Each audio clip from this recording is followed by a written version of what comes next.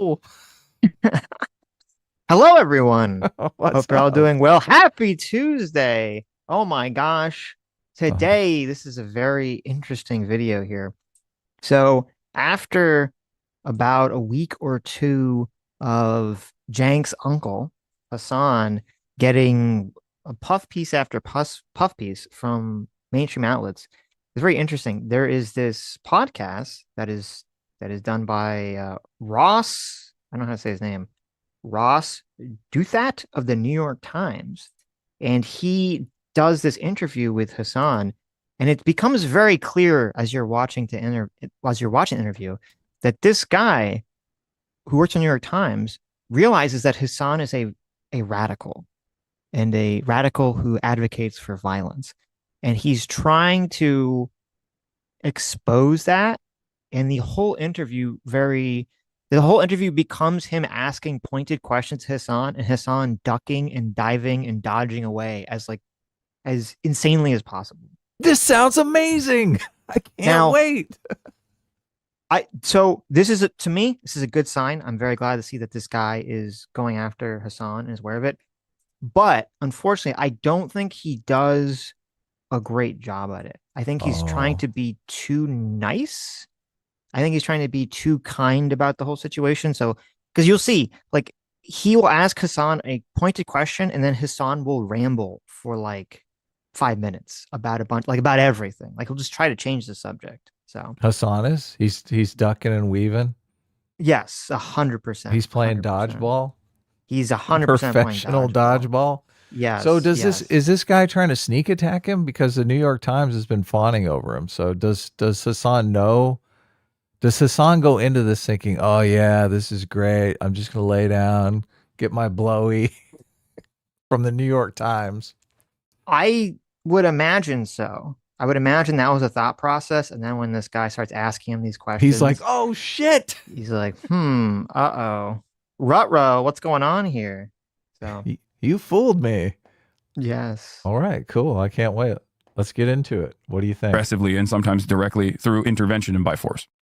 Okay, so situate that narrative relative to actual Democratic politicians and activists and so on, right? Like, are you where Bernie Sanders is and Alexandria Ocasio-Cortez are? Or are you someone who's saying that's a good start, but fundamentally, we want to be democratic socialists, but with an emphasis on the socialism? Like, how far do you want to take the transformation of America?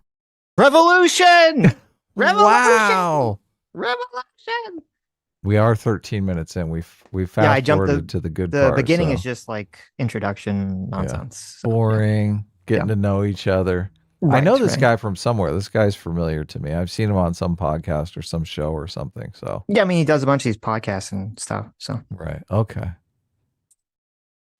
Okay.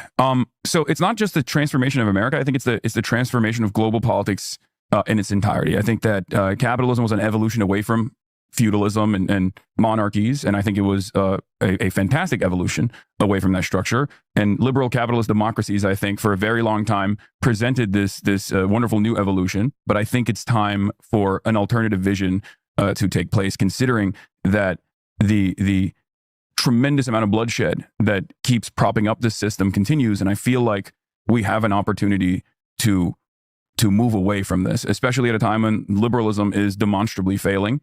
And we are seeing. We should elect an anti-war president. That would be great. That would end the bloodshed, wouldn't it? Oh, wait. Even as Cass Sunstein recognizes illiberals that are taking advantage of this situation. Now, of course, he would probably consider me to be illiberal in some respects. Well, we don't as well. have to say illiberal. Let's say post-liberal, right? So you've got Yeah. people on the right who would call themselves post-liberal. You've got religious post-liberals. You've got the Curtis Yarvin, we're going to have a Silicon Valley king post-liberal, right? So you're a left post-liberal. I think that's fair. But yes, I wouldn't say I'm a liberal, yeah. Right, you're post, right? So you want something after. Liberal. So he's such a dumbass. He's like, what does that mean? Post-liberal? I never heard that before. It's only the conversation we've been having for 2 fucking years. I know. What a retard. I mean, we were debating Carl on this 2 years ago. Where the fuck has this Right. guy been? Liberalism was good for a while, but it's generated too many inequalities. It's too harsh on the world. But what is the alternative? Is it Marxist? Is it essentially deeper and more profound government management of the economy? What are we talking about? I think I don't have the perfect solution for this, and this is something that I readily admit, but I think moving in the direction of socialism would be a wonderful start. And the reason why I say that is because, as you mentioned, like a lot of the post-liberal conversations almost always revolve around unifying strength in the hands of one singular figure or one person, going back to a neo-feudalist or like a Aristocratic crypto monarch structure that Curtis Yarvin advocates for. What I'm advocating for is more democracy, principled democracy, not even in the anarchist sense where everything has to be handled with, or all unjustifiable hierarchies must be abolished through direct participation, but at least like having a more democratic process and getting people more involved, starting at the point of commodity production and then moving all the way to political participation. It's so insane to me. It's hilarious to me. We watched Hasan's friendly debate with Ethan Klein. This was before they had their falling out, back when they still had their show together.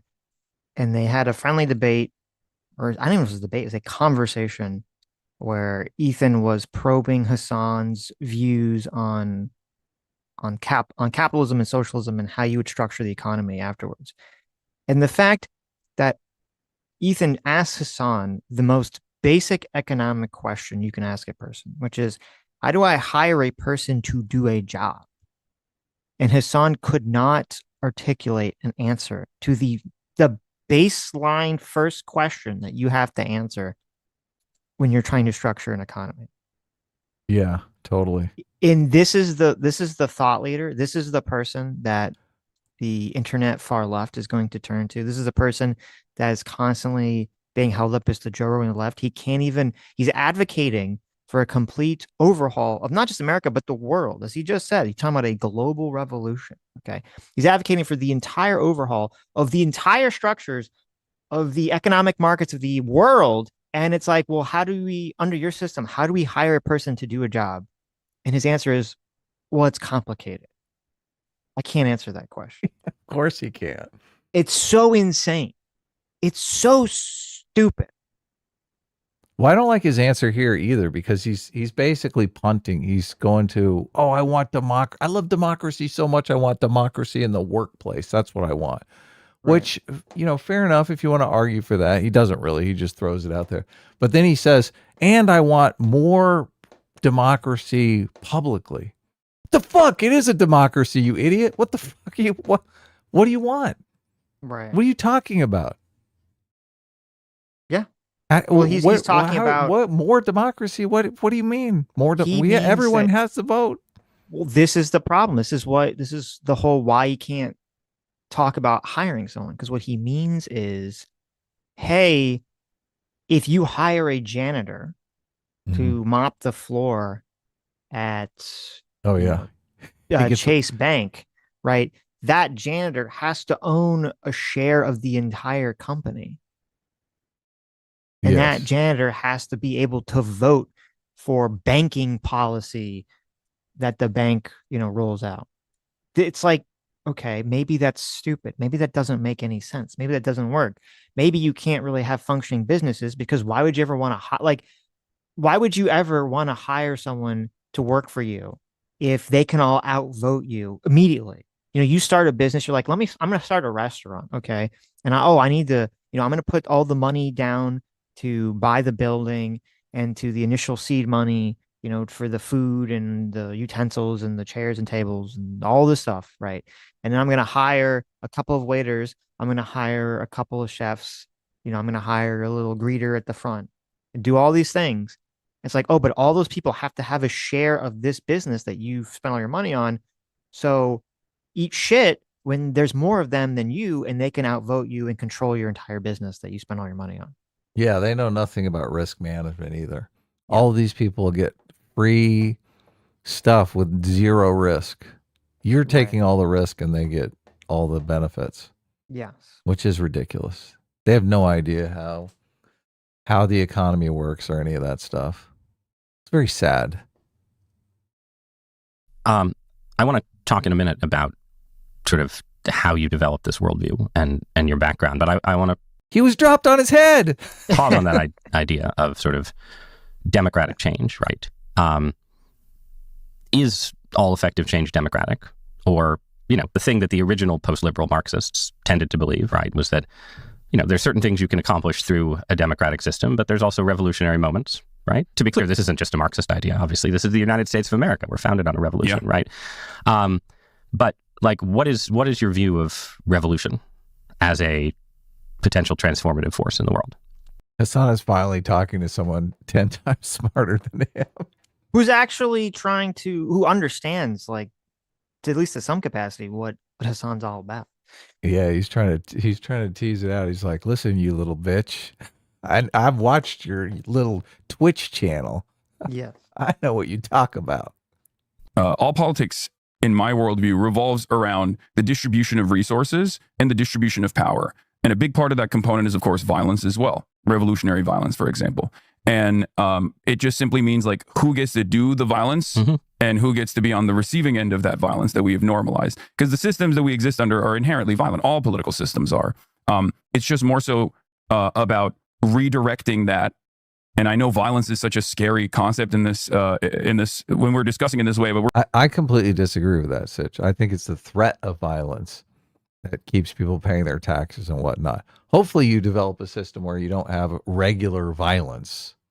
Right. You But wanna what he put that characterizes, like, if The you threat get a of notice, violence? Oh. if you get a notice in the mail, No, that says that's violence.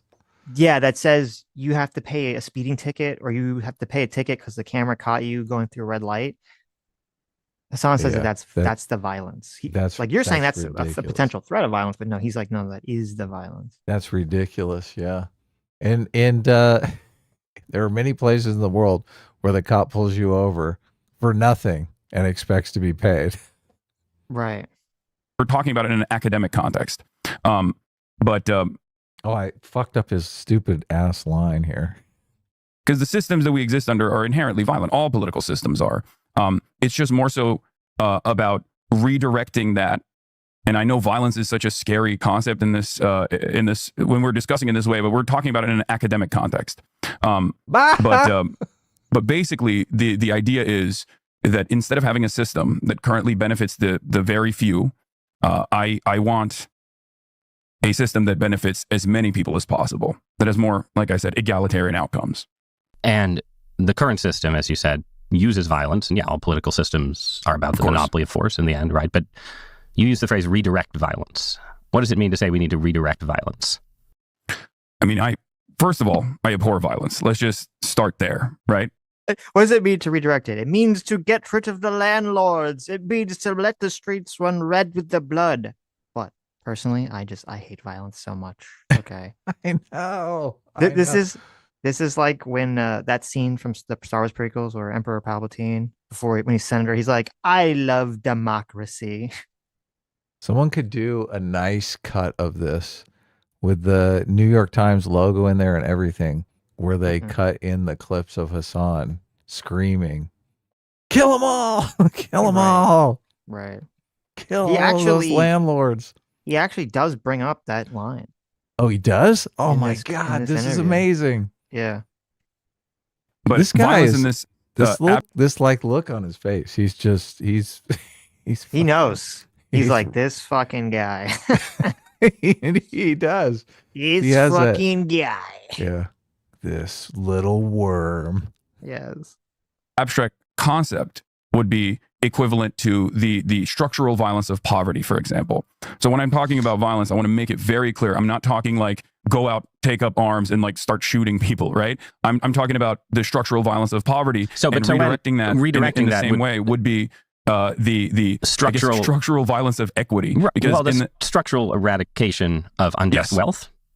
Would that be fair? That would be a better way to. So the socialist society does not go out and shoot people. No, yeah. Though this has happened in some socialist societies in the past. I should just note. But it goes into you live in LA, right? So it goes into Beverly Hills or something, and it says today the city council has voted to expropriate expropriate your lavish, undeserved wealth and return your homes to the people. And that's backed up by police power, so it's violent. But it's not shooting people against the wall. But like, is that what you mean? That kind of redirection? A similar structure, I think, like has been attempted or was exhibited in Cuba, and I think it was Fidel Castro himself who personally took back any farmland from his own family members that went above and beyond what the state had designed. Now, obviously, this is a terrifying concept for a lot of people. So this is so People far out in the Hills. future. Yep. Right. Yeah, this is so far out in the future. For even someone like myself that like I don't even see the necessity of arguing on how this would work, because I'm more invested in, especially in the short term, getting socialized medicine, like getting universal health care, getting free schooling, all the way up to the college education, especially for public universities, ensuring that we have some semblance of government competition, if you want to call it that, that interferes with the regular market to claw back housing prices, for example, by creating public housing. So did you catch how dishonest that entire train or that entire frame was? I did. I did. He's like, so the interviewer's like, well, wait a minute. If you have the city say, hey, we're going to take away your property, we're going to take away your home, we're going to take away your money, and we're just going to give it to everyone else. Okay. We've just decided no one's allowed to make over, $200,000 or whatever the number that makes Hasan feel comfortable, even though obviously Hasan is a millionaire. So it's kind of ridiculous that he's even advocating for this. Isn't that violence and isn't that bad? And Hasan acknowledges that that's a scary thing that most people in America are not in favor of. And so his deflection is, well, I know that's scary, but it's a long way away. So it's I'm not way even, I don't even far have off to, like, in the future. Right. That's so far away. That's so, even though I totally love that and want that to happen, maybe not to me, but it's so far away. I don't have to think about it or justify it or have a conversation with it. I'm just going to say the things that people want that are popular, like healthcare and education. People want those things, and houses. People want those things for less money. I'm just a friendly, innocent little baby boy socialist. That's all I want to talk about. Yeah, the genocide of the landlords. Now that's politically difficult. So I'm actually going to put off arguing for that, even though I'm in favor of it. But it's just so impossible, so far off. Well, why are you even arguing for it? Imagine that. Such a crazy conversation. Imagine this conversation with some, white nationalists, and you're like, well, wait a minute. Don't you want to, deport all non-white people from the country? Actually, Richard Spencer would kind of make this argument back in the day. They'd be like, don't you want to deport all non-white people? And he'd be like, well, that's so far away. I don't really think it's something that merits talking about. So, okay, I don't care if it's far away. It's what you want, right? That's your end goal. That's what this is building towards. Yeah. Let's say you got the magic easy button. Yes. You going to press it? Yes. Things that exist in other fairly robust social democracies and things that actually a lot poorer nations have been able to develop. Just good governance. Okay. But we're having a debate right now about political violence in the U.S., right? So yes, I agree. The expropriation of the property of wealthy Angelenos is abstract, and we can, far in the future, right? But debates about political violence in this moment aren't. And your platform, Twitch, is right now looks like it might be one of the Trump administration's targets in the aftermath of the Kirk shooting. There's been a lot of talk about, we're going to go after institutions and organizations that support political radicalism or incite violence. I think Congress is calling CEOs from Discord and Steam and Twitch and Reddit to testify next month. Yeah. Why are they doing this? Why is Twitch a target? I suspect a big part of the reason why Twitch is a target here, even though it was not mentioned in the investigation at all, like there's no evidence that Tyler Robinson, the alleged shooter of Charlie Kirk, was ever on Twitch. He might have been, right? But there's no evidence for it. He's such a bad fucking liar. He's so bad. He's such a bad liar. I know. Obfuscate. There's no evidence. Of There's course. no evidence. Tyler didn't have a Twitch Nobody channel, knows. so I don't know what they're talking about. Right. It's so weird. For it whatsoever. But the reason why they're being called in, I think, is specifically because the administration currently is, in my opinion, perhaps in a very cynical manner, utilizing Charlie Kirk's death as a way to bring about significant clawbacks of the First Amendment, free expression and free organization, free free organizing of the political left. And they haven't necessarily made this a secret either. They've gone after Jimmy Kimmel and numerous other cultural figures that conservatives have of petty grievances around, right? And they've done so in a way where even the most vanilla, the most timid assessment of events is enough for the administration to pull the FCC in to demand taking Jimmy Kimmel off the air. And this has created tremendous backlash from even Republicans, as a matter of fact, because a lot of people do love free speech. I love free speech. I come from a country that does not have free speech. I came to the United States of America from Turkey originally. A country that actually does jail political dissidents and journalists quite frequently. And I don't want that to happen here in the United States of America. Right. But it's flashback to when he had that conversation with Ethan, and Ethan asked him very directly, if your socialist ideals became the dominant ideals and you had some political movement or a bunch of people that were pushing back against that and becoming a larger force, what would you do about it? And he said, re-education camps. Yes. Mr. Free Speech here is in favor of the re-education. I hate all these people that are like, I'm such a champion of free speech as long as my ideas are unpopular and not in power. Of course, yeah. All he does is talk about hate speech. He doesn't care about free speech. But this interviewer knows that he's lying. He knows, he can see right through it. It's so obvious he's lying. Everyone who watches Hasan knows he's lying. Yes. Especially the people who actually like Hasan. They know how much he's fucking lying. It's insane. This guy, for the interview, he should have dressed up as like a noir detective. Oh yeah, if he had the hat.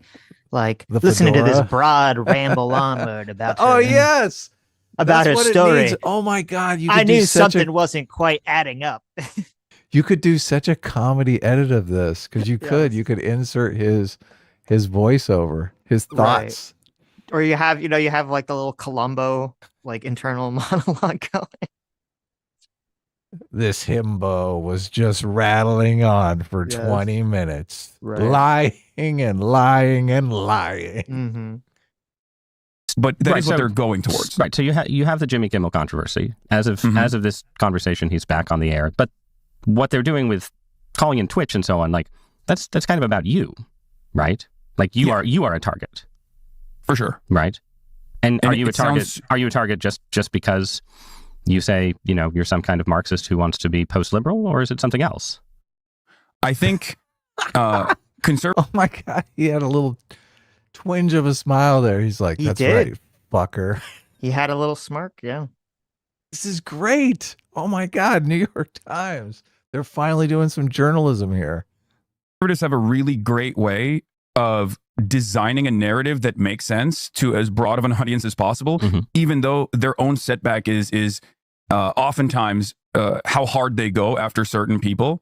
But in the grand design of things, if you look at like the Antifa designation as a domestic terror group, for example, if you read the executive order, it makes sense. They're presenting this as this violent leftist organized unit that is like responsible for so much political violence that's taking place. It's of course built up around this hysteria that they expertly craft as a media narrative first and foremost. Okay, but then they want to tackle it. Everyone is in the business of crafting media narratives, right? And I wish Democrats were a little bit better at it. To be fair, the media narrative around Antifa, right, exists at some level of hype, but also some level of reality. Because if you lived in Portland, Oregon, in the year of our Lord 2020, you had a lot of experiences of political protest and violence that involved people who called themselves Antifa. That was not fake, right?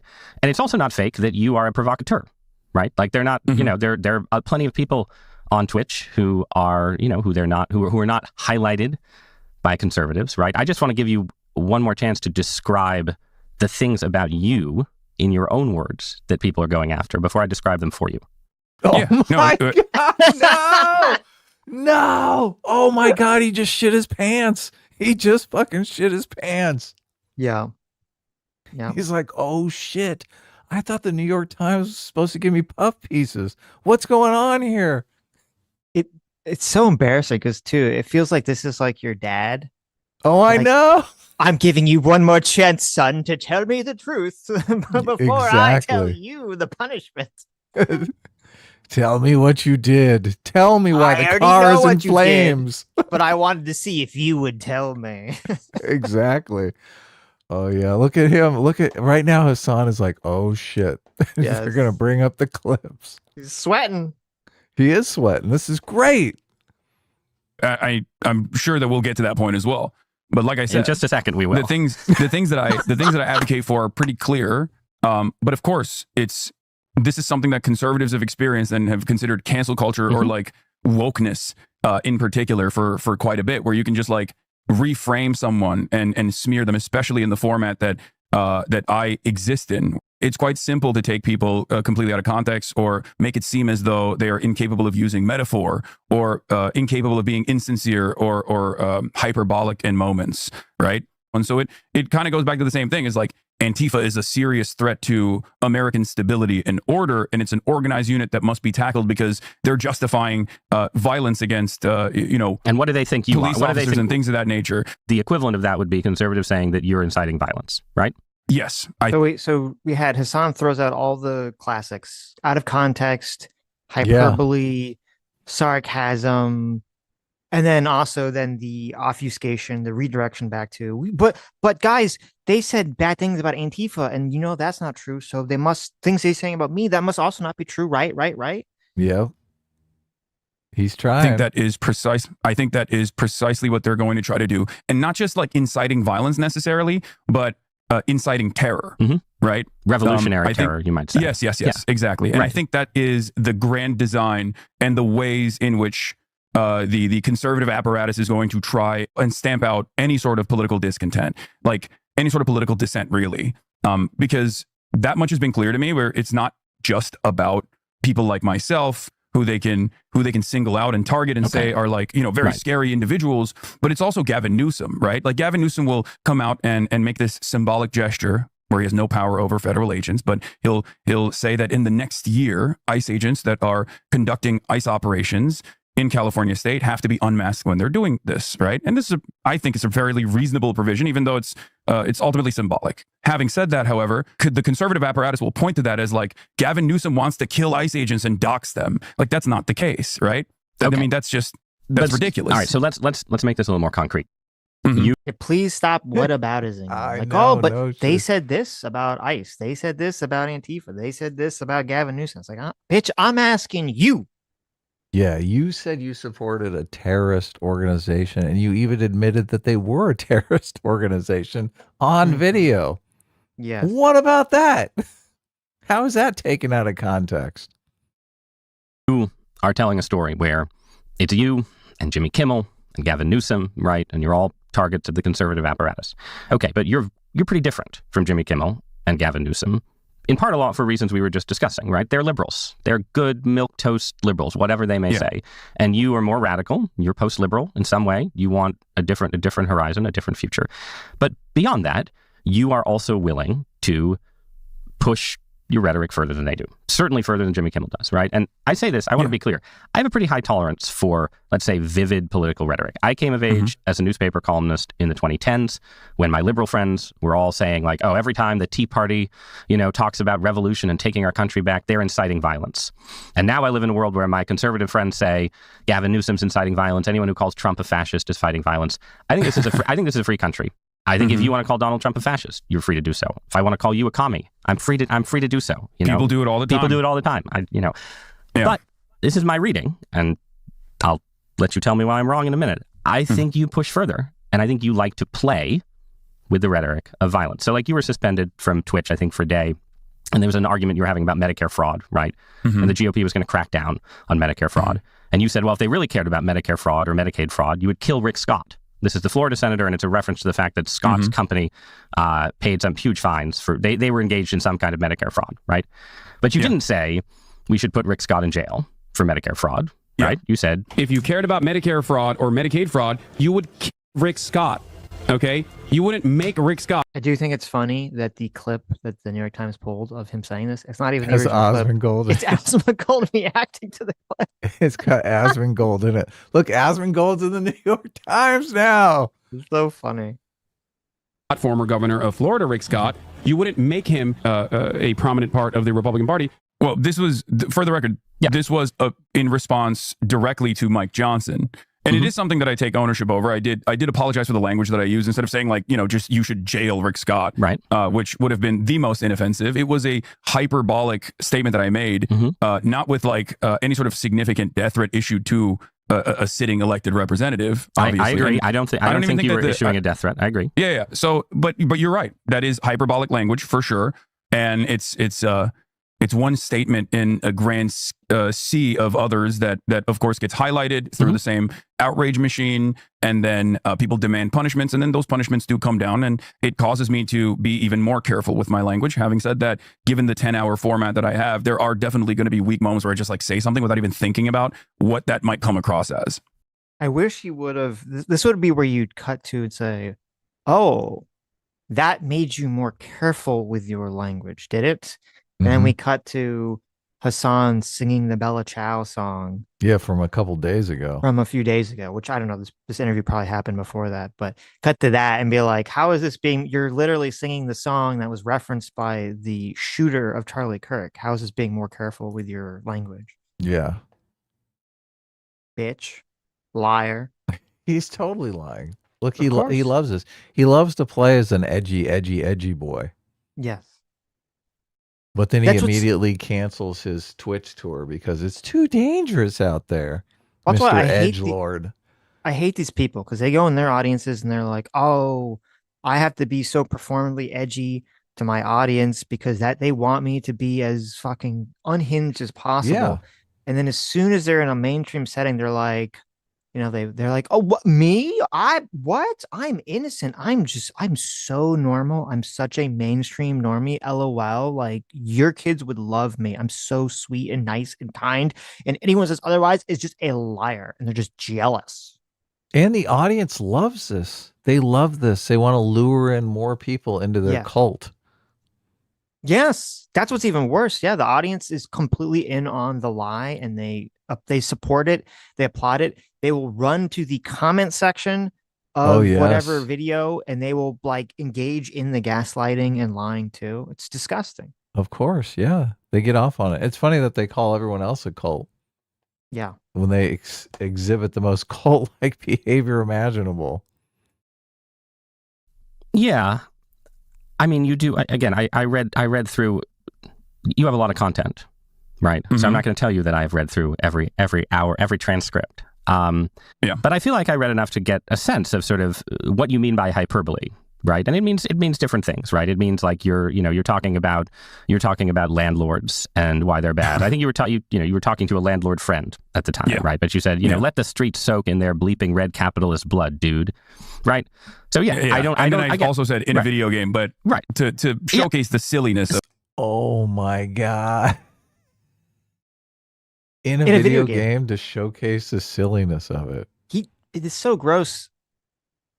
And I mean, this guy, I don't think he understands like the meme culture. That is a 100% lie. You don't say in a video game to showcase the silliness of it. 1,000% Hasan Piker. 10,000% caught, exposed, cooked. Yes. Like just a straight up fucking lie. Everyone in his audience knows is a lie. Not a single person watching this knows that is not a lie. You say the whole in a video game meme is because you know that you're going to get in trouble if you advocate for violence. So at the end you say, oh, I'm just saying do it in a video game instead. Yes. Yeah. Yes. Not to highlight the silliness of yeah, exactly. Phrase, yes. Not to highlight it's very the cultured. To get around TOS because you're serious. Yes, let me pull out my monocle and my bubble pipe. Yes, it's to highlight the serious post-ironic statement. Wow. It is funny because it is like the adults just stepped into the room and Hasan is like, oh, the bad babysitter is being caught. Yeah, the babysitter is quickly trying to hide the beer cans. Exactly. Exactly. Yes. Is that a loaded firearm? What? Oh, no, this is a Nerf gun. This is totally a Nerf gun. I just took the red tip off. Yes, yeah. The cool babysitter is being outed. Yes. So, right, okay. So it's like ironic, or is it Marxist revolutionary rhetoric? I just want to bring this to a fine point. There's the great case of Luigi Mangione, right, who is charged with murdering the CEO of United Healthcare in broad daylight in New York City. And you're going to tell me that you've always said that murder is wrong and that Luigi Mangione should not have committed murder. But you've talked a lot about Luigi. And of course. I think it's one of the most consequential. It's one of the most consequential instances of adventurism. Look, he's totally trying to cut him off. He's like, please don't say anything more. Please stop. Let me talk. Yes. Let me see if I can filibuster for 5 minutes. Which I always will say is wrong, because I think it invokes social instability, which I think is bad in general to exist under. That's a lie, too. Such a fucking lie. That's a Yes, massive you lie. want social instability. How do you get your revolution if you don't have social instability? And he's explicitly said this in a lot of past clips that we've seen about how everyone getting their treats from Amazon lulls them into a false sense of sleep insecurity and blah blah blah blah blah. Back when he was supporting the Houthi pirates. Yeah, well, I mean, he still is, but yes. But what I try to always do, especially with the Luigi Mangione case, is to talk about the concept, for example, of social murder. The notion of our systems that already exist, like the privatization of healthcare and the denial of care that make people infinitely. To be clear, so Hasan said something which I missed the first couple times I heard this, and I just heard it now. And he social said murder. He said, well, not that, but we'll go back because that's pretty crazy too. But he said regarding Luigi Mangione, the language he used was, it's one of the most consequential instances of adventurism. Oh, wow. Really? Adventurism. And I was like, what the I was like, adventurism? What does that mean? I've never heard of this term before, this adventurism. It sounds term. bad. Sounds like revolutionary adventure. Well, it sounds weird for you to talk about an assassination as an adventure, right? Adventurism. What does that mean? So when I look it up on Google, it says adventurism is the willingness to take risks in business or politics, actions, tactics, or attitudes regarded as daring or reckless. So on one hand, we have this sort of recasting of a assassination as like, well, that's just a reckless, daring risk. Okay. Yes. Yeah. But then also it's interesting. The #1 top result for adventurism that Google spat back at me is from a communist Wikipedia website called the Proletarian Encyclopedia. Okay. Mm-hmm. And it says adventurism is emphasis on the spontaneous action which can be undertaken by either individuals or organizations, usually political organizations such as political parties. For example, anarchists are usually proponents of individual actions as a basis for collective actions, which means that any action that undermines the state in any capacity, however insignificant, is desirable. Acts such as tagging a wall with symbols is, in their practice, a way of raising individual consciousness for anarchism. It can be done by a single person at any time without prior planning or organizing, but ultimately only results in making the city pay to send a worker to clean up the graffiti. For Marxist-Leninists, adventurism is undesirable. Well, at least that's good, as it indicates a lack of discipline and a lack of understanding theory. It's also important for a communist party to be united against onslaughts from the bourgeoisie, and as such, members are encouraged not to deviate from party lines and act by themselves, as these acts can be unpredictable for the party. So this... Oh, wait, hold on. Adventurous acts such as the assassination of a politician, no matter how far to the right they may be, do not essentially raise class consciousness or start the premises for revolution. So when he says adventurism, he could either mean A, that he's in favor of it from a more anarchist perspective, or B, he's against it, not necessarily because it's bad to, murder someone, but only because, hey, that's just going to lead to a political backlash. Yeah. So you shouldn't do that. Fascinating. It's interesting that he's so deep in the political head up the ass political theory that he even has a term for this concept that he's going to throw out here in this interview that no one's even know what the fuck he's talking about. Straight off the commie wiki. Yes.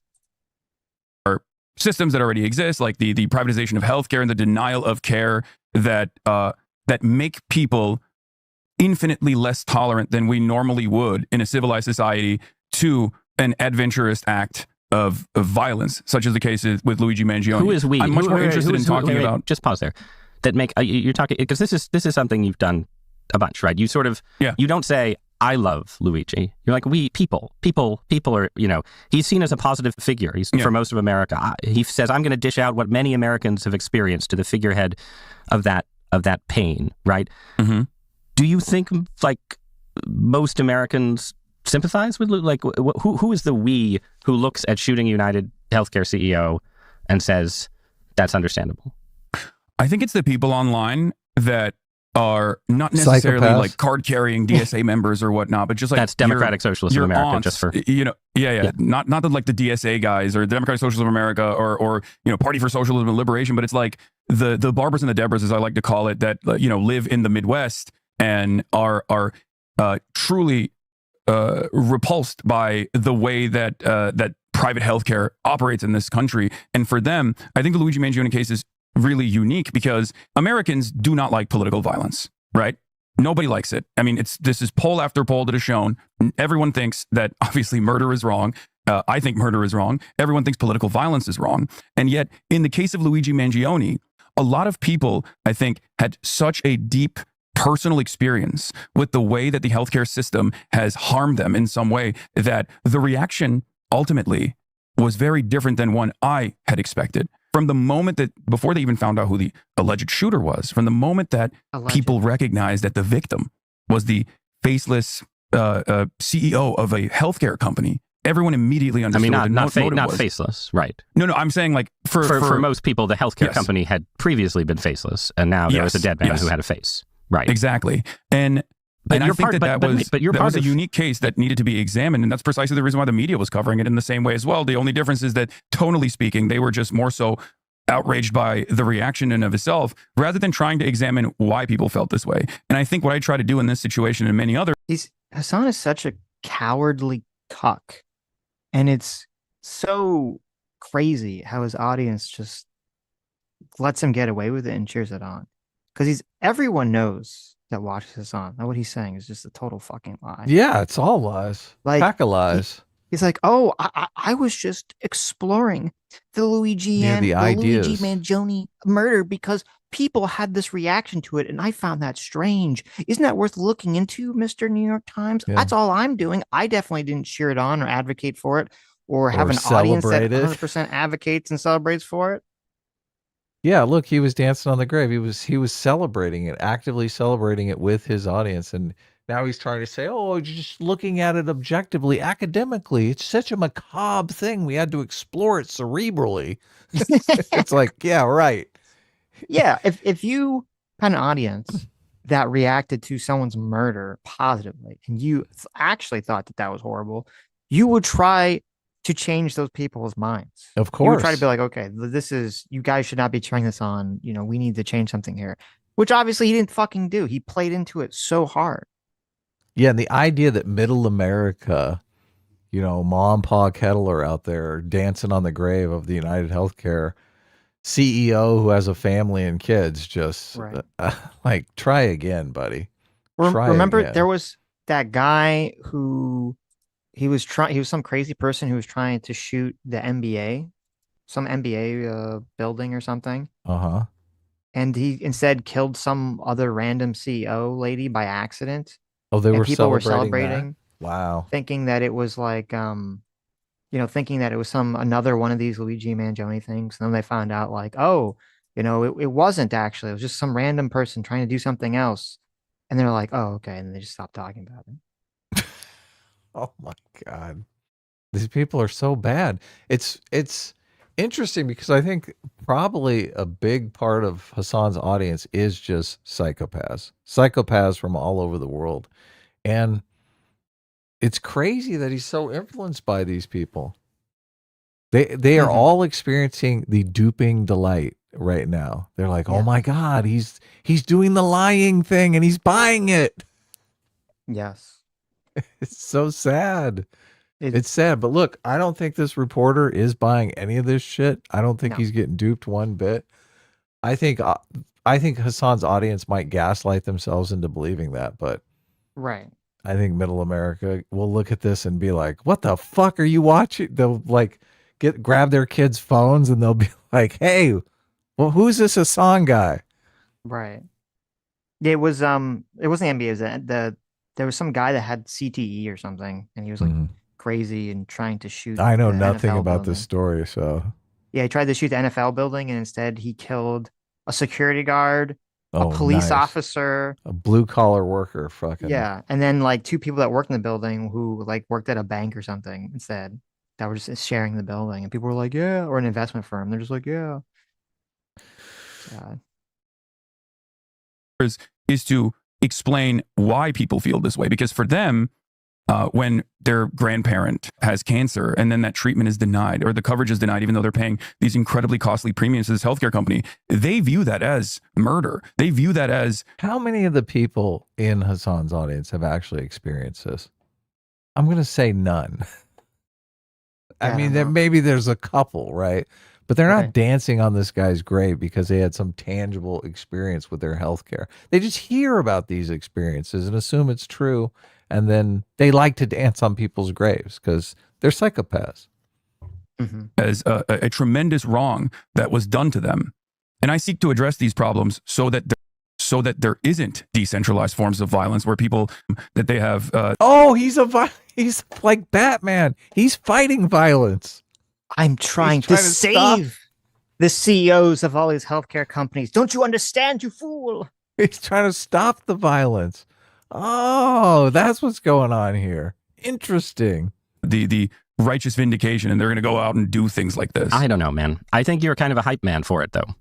Like, yes, I agree. You're doing analysis, and sometimes the analysis, people would have celebrated Luigi Mangione, obviously. Oh my gosh, did you see the he's so The sweat. the snort and the like brushing the sweat off his brow. He's like, oh Yes. my God, he's not falling for my bullshit. How is They this called him guy out. not one of my stupid followers who eats all the bullshit I give him every I day? think you're kind of a hype man for it, though. Like, yes, I agree. You're doing analysis, you see the side look there? I did, yeah. and sometimes the analysis, Oh. Uh-oh. He's like, why is this not working? What is Yes. happening here? He must not be gay. He must not be falling for my charming good looks. No. Where is Taylor Lorenz when you need her? Exactly. people would have celebrated Luigi Mangione, obviously, without you, Hasan Piker, Mhm. talking Of course. about him all the time, right? But I listen to the way you talk about him. Like, you're fascinated by him too. You're participating in the fascination, and you're doing a thing where you're like, well, I'm not saying violence is good, but you've got to understand that there's other forms of violence in society besides this one, and people who Yeah. like Mangione, they're saying this violence maybe isn't as bad as that kind of violence. And this just seems to me like you're not the guy who starts the revolution, but you're the violence appreciator. That's sort of how I feel about your Mangione coverage. You're out I there, wouldn't say- you're I wouldn't say that appreciating. that's fair. It's like, okay, tell me why it's not fair. But the reason why I'm saying I wouldn't say that that's fair is because, like, I do make it obviously very clear that, and I refer to this over and over again, adventurism and people taking matters into their own hands is a mere reaction to the social contract unwinding in real time in front of us. I don't think this is a good thing. I want to make sure that we have There's the way that you emphasize and talk about things is important too. Because if you say, with the Luigi Mangione situation, if you say in the beginning, yes, I think that it was wrong that that guy shot him. And then you spend 99% of the rest of your time ever talking about it is, oh my God, the healthcare system is so bad and so fucked. And this is what makes people go out and commit murder. And that's Yeah. all you frame it as. No one is going to hear or even believe that little 1% you said in the beginning about saying that you didn't support the murder. Of course. Right. And then if you creating spend a rationale for it. right, and if you spend not only just talking about the healthcare system being bad, but continually justify the feeling that people have about it, then yeah, you're just breeding into it 100%. You saw this as the same thing with October 7th, when people say October 7th is bad. But then let me spend, 99.9% of my time talking about how Israel really created the whole situation in the first place and they started it. Right. Or, Yeah. we see this with a lot of the Charlie Kirk conversation as well. It's like, okay, and it's just used for these conversations where they can sort of throw out there the defense shield. Well, I said the magic words. Okay. How dare you? Yeah, he's not out there advocating for political change. He's not saying you got to get registered to vote in the midterms. You know, this is the party that supports universal health care. Go out and vote for him, right? Well, he's not saying- saying it. He's not saying it in the context of like, let me try to convince an audience of primarily people on the right or primarily people who don't want to advocate for healthcare reform. Let me tell them and try to persuade them by saying, hey, if you don't do this, there's going to be a lot of violence, right? That's not what he's doing. He's talking to an audience of people that are pro-violence, and all he's doing is spending all his time talking about justifications for that violence. Yes, exactly. But he is trying to sell it as, I'm trying to create political change. I'm trying to inform my audience why political violence is wrong and that we should do it through nonviolent means. It's like that's This is all a lie. Yeah, exactly. That's the backpedal after story. But Right. this guy, the interviewer, he's doing great. It's just he's not buying it whatsoever.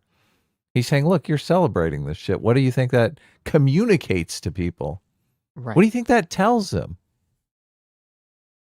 Of a system that helps everyone, and a part of that is creating the same social stability that existed. Now you can do that by force, by stamping out dissent and moving in the direction of the Trump administration, or you can try and do that by addressing some of these inequities that exist that do actually harm a lot of people, right?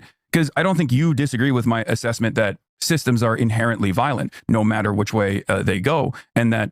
I assume you understand what I mean when I say like the social murder of tens of thousands of Americans in the process of having their healthcare coverage denied. Like, it must interest you as well, right? Because it interests.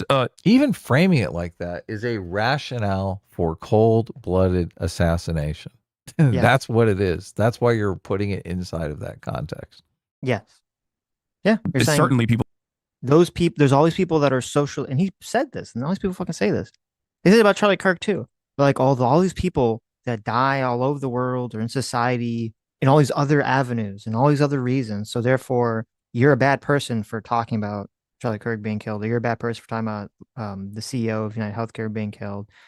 It's like, fuck you. These are different situations. We can talk about different things. Yeah, completely different. It's like if someone, I think we were doing it. Like, remember there was like the Ukrainian woman that was stabbed on the train. They're like, well, I mean, more people die in car crashes. It's like, well, what the fuck are we talking about? Like, fuck you.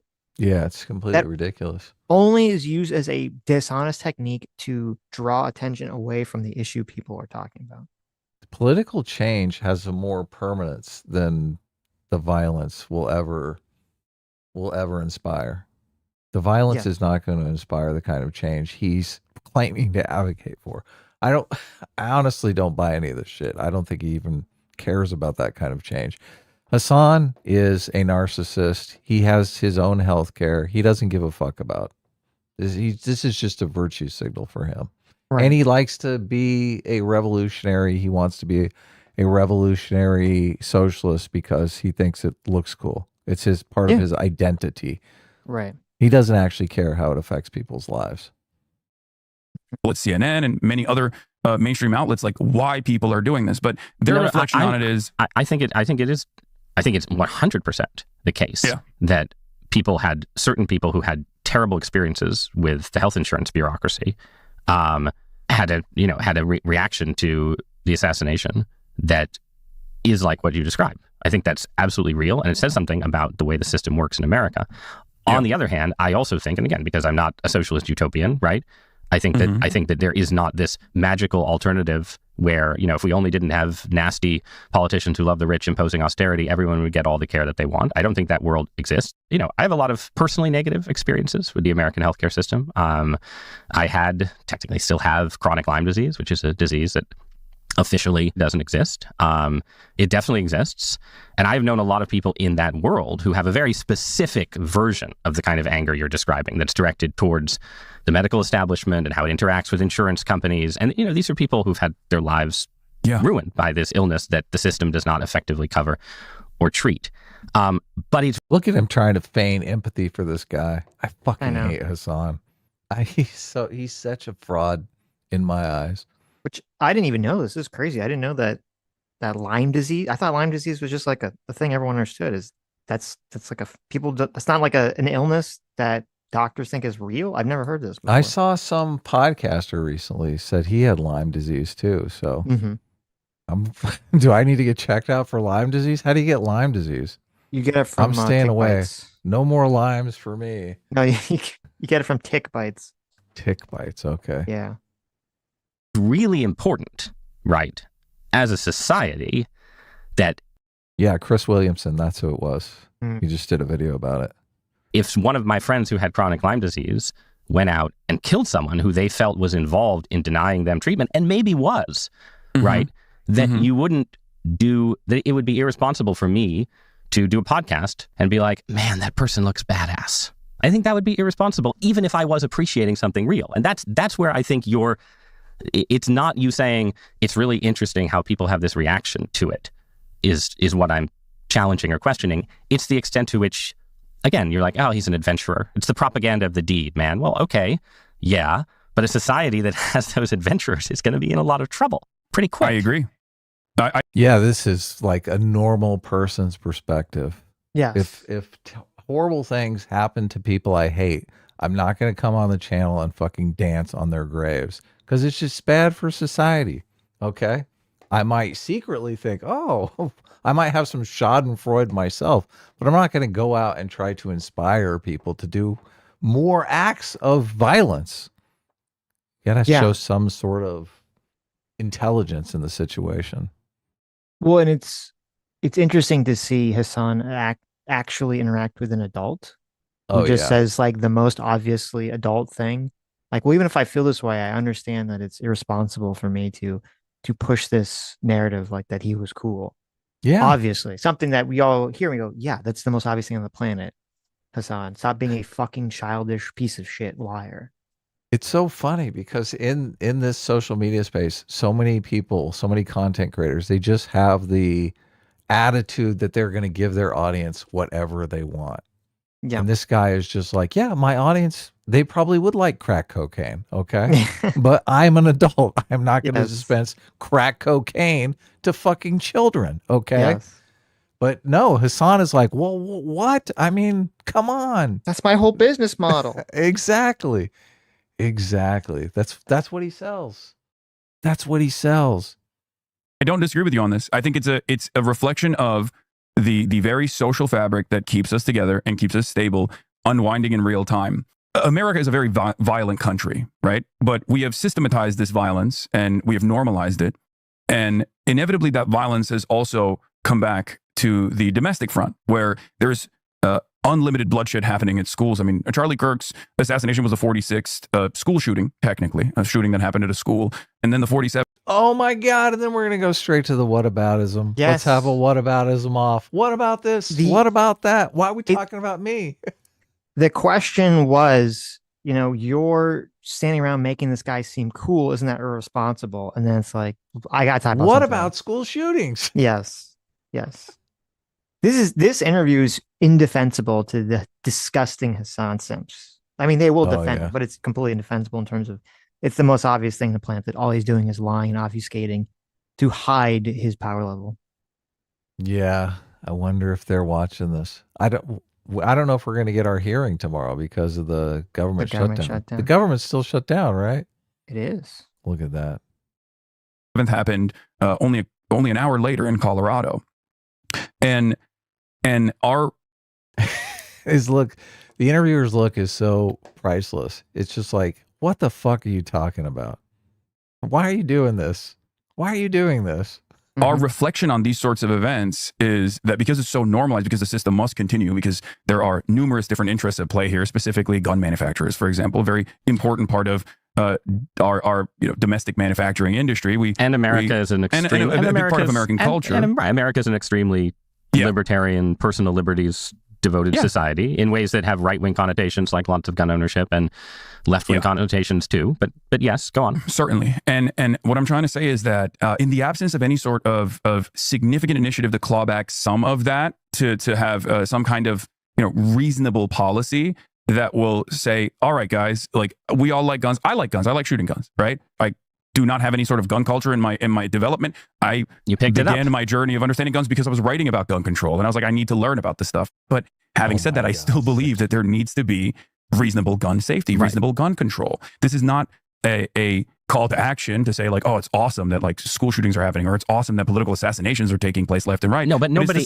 But this is a difference. And I promise say that it's no longer just like random school children that are being killed. Is what I mean. The only reason why this is becoming a more significant, more consequential problem in the eyes of many people in the media is because it's no longer people that we can just kind of see as collateral damage and like consider to be invisible. I don't think that's right. First of all, I think that the media has given a lot of coverage to school shootings. I think it would be strange to say that the media has ignored that issue in any way, shape, or form. Oh no, I think wasn't saying that they ignore it. But I think the line, you're like, the reason people are upset in this case, the reason that people are upset in this particular case, right, is that when school shootings happen, right, there is, except in very online communities, there is not valorization of the school shooters. Nobody calls a school shooter an adventurer, right? And the people, obviously we don't want to live in a world with school shootings, but we especially don't want to live in a world where it seems like people who are sort of in the public scrum, like you, right, are sort of appreciating violence. Like if I'm pro-life.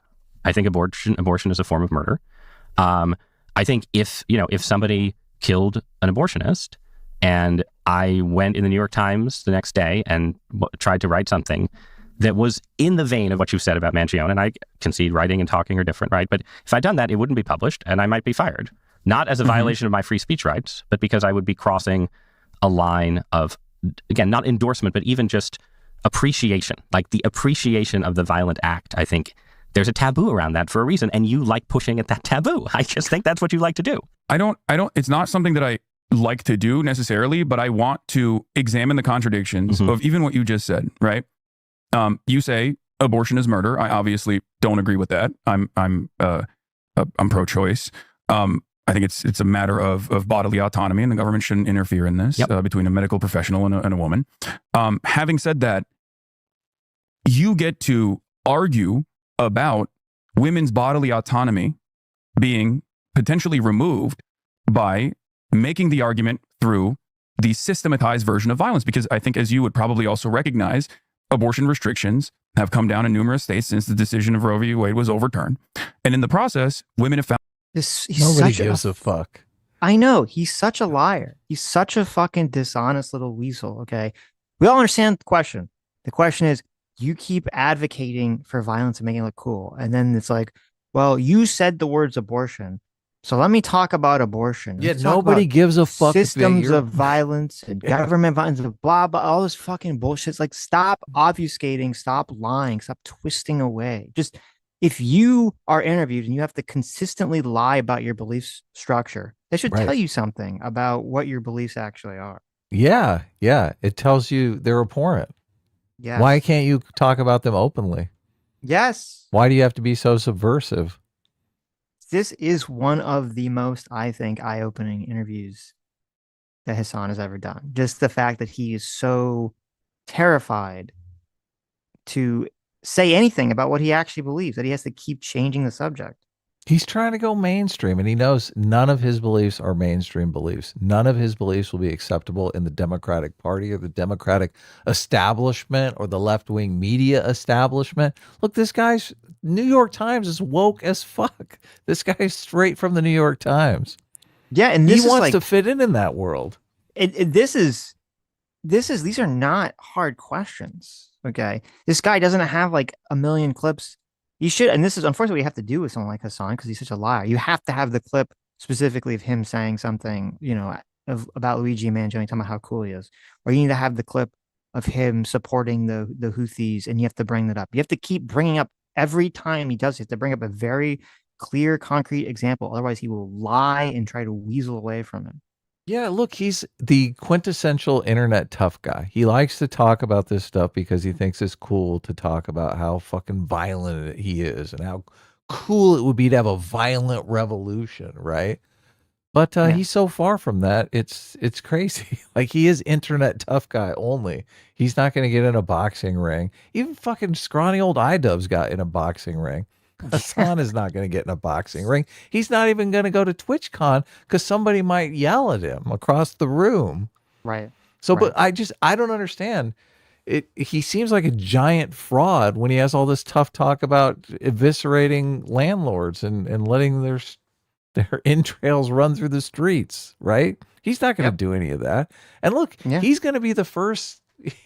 He's going to be Danny McBride's gimp when the revolution comes. Okay, he's not going to be the tough guy. He's going to be the guy in the fucking gimp mask on his hands and knees, half naked. Yep. That's why it's crazy that he's even advocating for this shit. It's like, dude, you're a pussy. Don't fucking advocate for violence. On themselves in this unique predicament where they can't even get their ectopic pregnancies dealt with because their medical professionals are worried about potential prosecution. This has led to a lot of pain and a lot of torment, and maybe even in some instances death. When you argue on behalf of the pro-life position, you don't have to say like Bill O'Reilly did. Yeah, someone in the chat says blah blah point. blah. I know. Someone in the chat has a good point. They said people have asked Hasan he should go to Gaza or Israel. Oh, and yes, totally. He's saying no because I'm going to get killed by the IDF. Right? Too dangerous. And yet we have Greta has taken a fucking boat. She's gone 15 times already. I know. She's on a continual trip on a fucking boat to try to get to Gaza. She keeps getting arrested by the police or the IDF or whatever. And she can't even. Greta is more bold, has bigger balls than Hasan does. He is a news actor. He's completely acting. He's acting like a tough guy. Remember him waving his gun around? Oh my God. What a fraud. What a fraud. We should refer to him. Yeah. He's a news actor. That's what Hasan is. He's definitely. Yes. There was a clip, I forgot what it was, where he was telling someone that he's been shot at.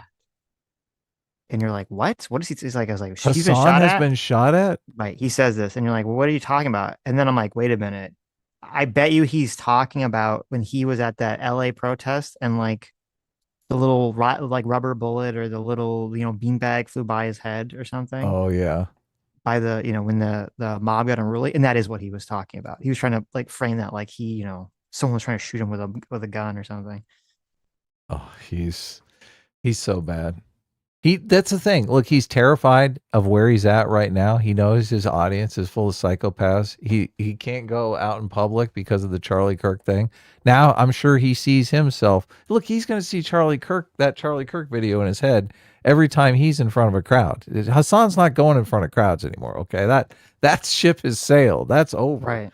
So he's dying to get into the mainstream, into some comfy studio where he's making 6 figures a year and everyone else is doing all the work. You can't sit behind a desk like this 10 hours a day when you're 40 years old. He's not going to be doing this. He wants to transition into the mainstream. Same thing that Destiny wants to do. Destiny wants to transition into the mainstream. But how can they do that? How can they do that? They've said so much toxic shit. Their brand is not, I am the adult in the room, as much as he's trying to make it sound like he is. Yeah. Yes. He's not going to be on the other side of the screen here where he's the interviewer for the New York Times. That's not in the cards. So what is in the cards? Professional gambler? What is Hasan going to do? Tiller, the baby killer, and then someone goes out and actually shoots a doctor. You can simply say, I'm not putting words in your mouth. I don't know what your position is. Look, now he's taking the baby killer thing, but he is the one. He is Bill O'Reilly in this situation. Yeah. It's funny that he's bringing that up. Is on or your advocacy around abortion, but someone of this mindset can easily just advocate for the harm that is done to millions of Americans, potentially, without uttering a single word that could be considered remotely violent by the broadest subsects of American society. Right. So you're right. This is the uneven dynamic is what I'm trying to explain. I understand your argument, but your strategy for your argument is that effectively advocacy for policies that cause harm, economic harm or physical harm, could itself in this case, right? But we were talking about economic harm earlier, so both apply, economic harm also leads to physical harm as well. But that constitutes a form could be argued to constitute a form of incitement, right? Yes, that's precisely what I'm saying. Right. Yeah, and that's actually the argument with like policing. Right, but so this policing is a necessary institution, but then why people do you, can just point to it and demand more of it. But that in that demand, they're technically demanding more of the unreasonable outcomes and unjustifiable outcomes of policing that lead to, for example, the death of George Floyd, right? Right, but or numerous other Oh cases. my this God, analogy he's is running itself so part of fucking why bad. people think you are normalizing the things that are taboo, which again would include right-wing forms of violence. But if your theory is all of these things are incitement, if you support putting more people in jail, that's incitement. If you support, border security, that's incitement. It's incitement all the way down. Like you're basically saying the person who incites violence against a politician is in the same position as the person who supports border security. And that seems like an argument that lends itself to encouraging people to commit political violence, because you're saying, oh, it's all normal already. What's a little more? What's one more act of incitement in a world of incitement? This guy is great. Oh my! I know. He's so what great. a fantastic point. Yeah, it's exactly what's going on here. Yes, you're saying, oh, it's just fine. Just normalizing it when you make that argument. Yeah, my argument is that I'm not normalizing it. It's already normal. Mm-hmm. I don't want it to be normal. I want it to be So I don't want it to be normal. That's why I do it all the time. I know. Ridiculous. normal. I want people to actually take a serious look at the violent structures that already exist, that from the point of the recipient is already experienced as like a direct form of violence. But do you understand the broader point that I try to arrive at in these conversations, for the record, which of course lend themselves so perfectly to quippy clips to just make it seem as though, this is a person that is very clearly inciting a certain thing. Or do you think I'm just like dancing around the issue? You can be honest. I think that I'll be honest. I think there's a reason that certain kinds of Marxism and socialist radicalism, when they take power or trying to come to power, tend to resort to violence. And it is inherent in the argument that you've made. I'm not saying it's an argument that doesn't have a certain power. If it didn't have a certain power, lots of people wouldn't have believed in it, right? There is an inherent violence in the use of state power. There is an inherent coercion in all kinds of policies, including policies that I support, right? I support restrictions on drugs, right? That probably you do not, that absolutely involve coercion. I believe in restrictions on bodily autonomy enforced by state power that uses violence. I believe in that. Yeah. I understand that someone can say, as a radical on the left, this violence exists and we want to redirect the violence. And do I think that you, Hasan Piker, prosperous media personality in Los Angeles, are enthusiastic about the expropriation of wealth and punitive violence by communist death squads? I don't think you are. But I think that the reason you have strong taboos against sort of I will say what I'm is to prevent that slope from slipping in that way. Yeah, of course he's not. He doesn't want his property expropriated. Like, he's so gently trying to explain to him, well, you're advocating for other people to do this. I don't think you're in favor of doing it, but I think people who watch you are in favor of doing it, and that's why they watch you. Yep. Right. Okay, so I am enthusiastic about the expropriation of wealth for people such as myself as well, in the form of taxation, though. And that's basically the grand design that I have. Right now, though, no one's going to deplatform you. Right. Twitch is not going to suspend you for saying that you want to raise taxes on the rich and use the force of the state to take. But what do you think? Like, do you think it was reasonable for Twitch to suspend you for a day for talking about killing Rick Scott? Like, what are the obligations, I guess, I'm asking, of platforms with this stuff? Yeah, no, I think it's understandable that Twitch did that, which is why I apologize for the use of my language as well. Like I said, there are certainly instances where it's an emotionally charged conversation, or I'm being careless, and it comes across, it reaches an unintended audience that sees it as in this like super short format in a very negative way. It's unfortunately a byproduct of the medium that I'm in. But you're okay. Real-time discourse happening with random anonymous accounts. But you're okay with some kind of taboo maintenance here. Oh, for sure. Yeah.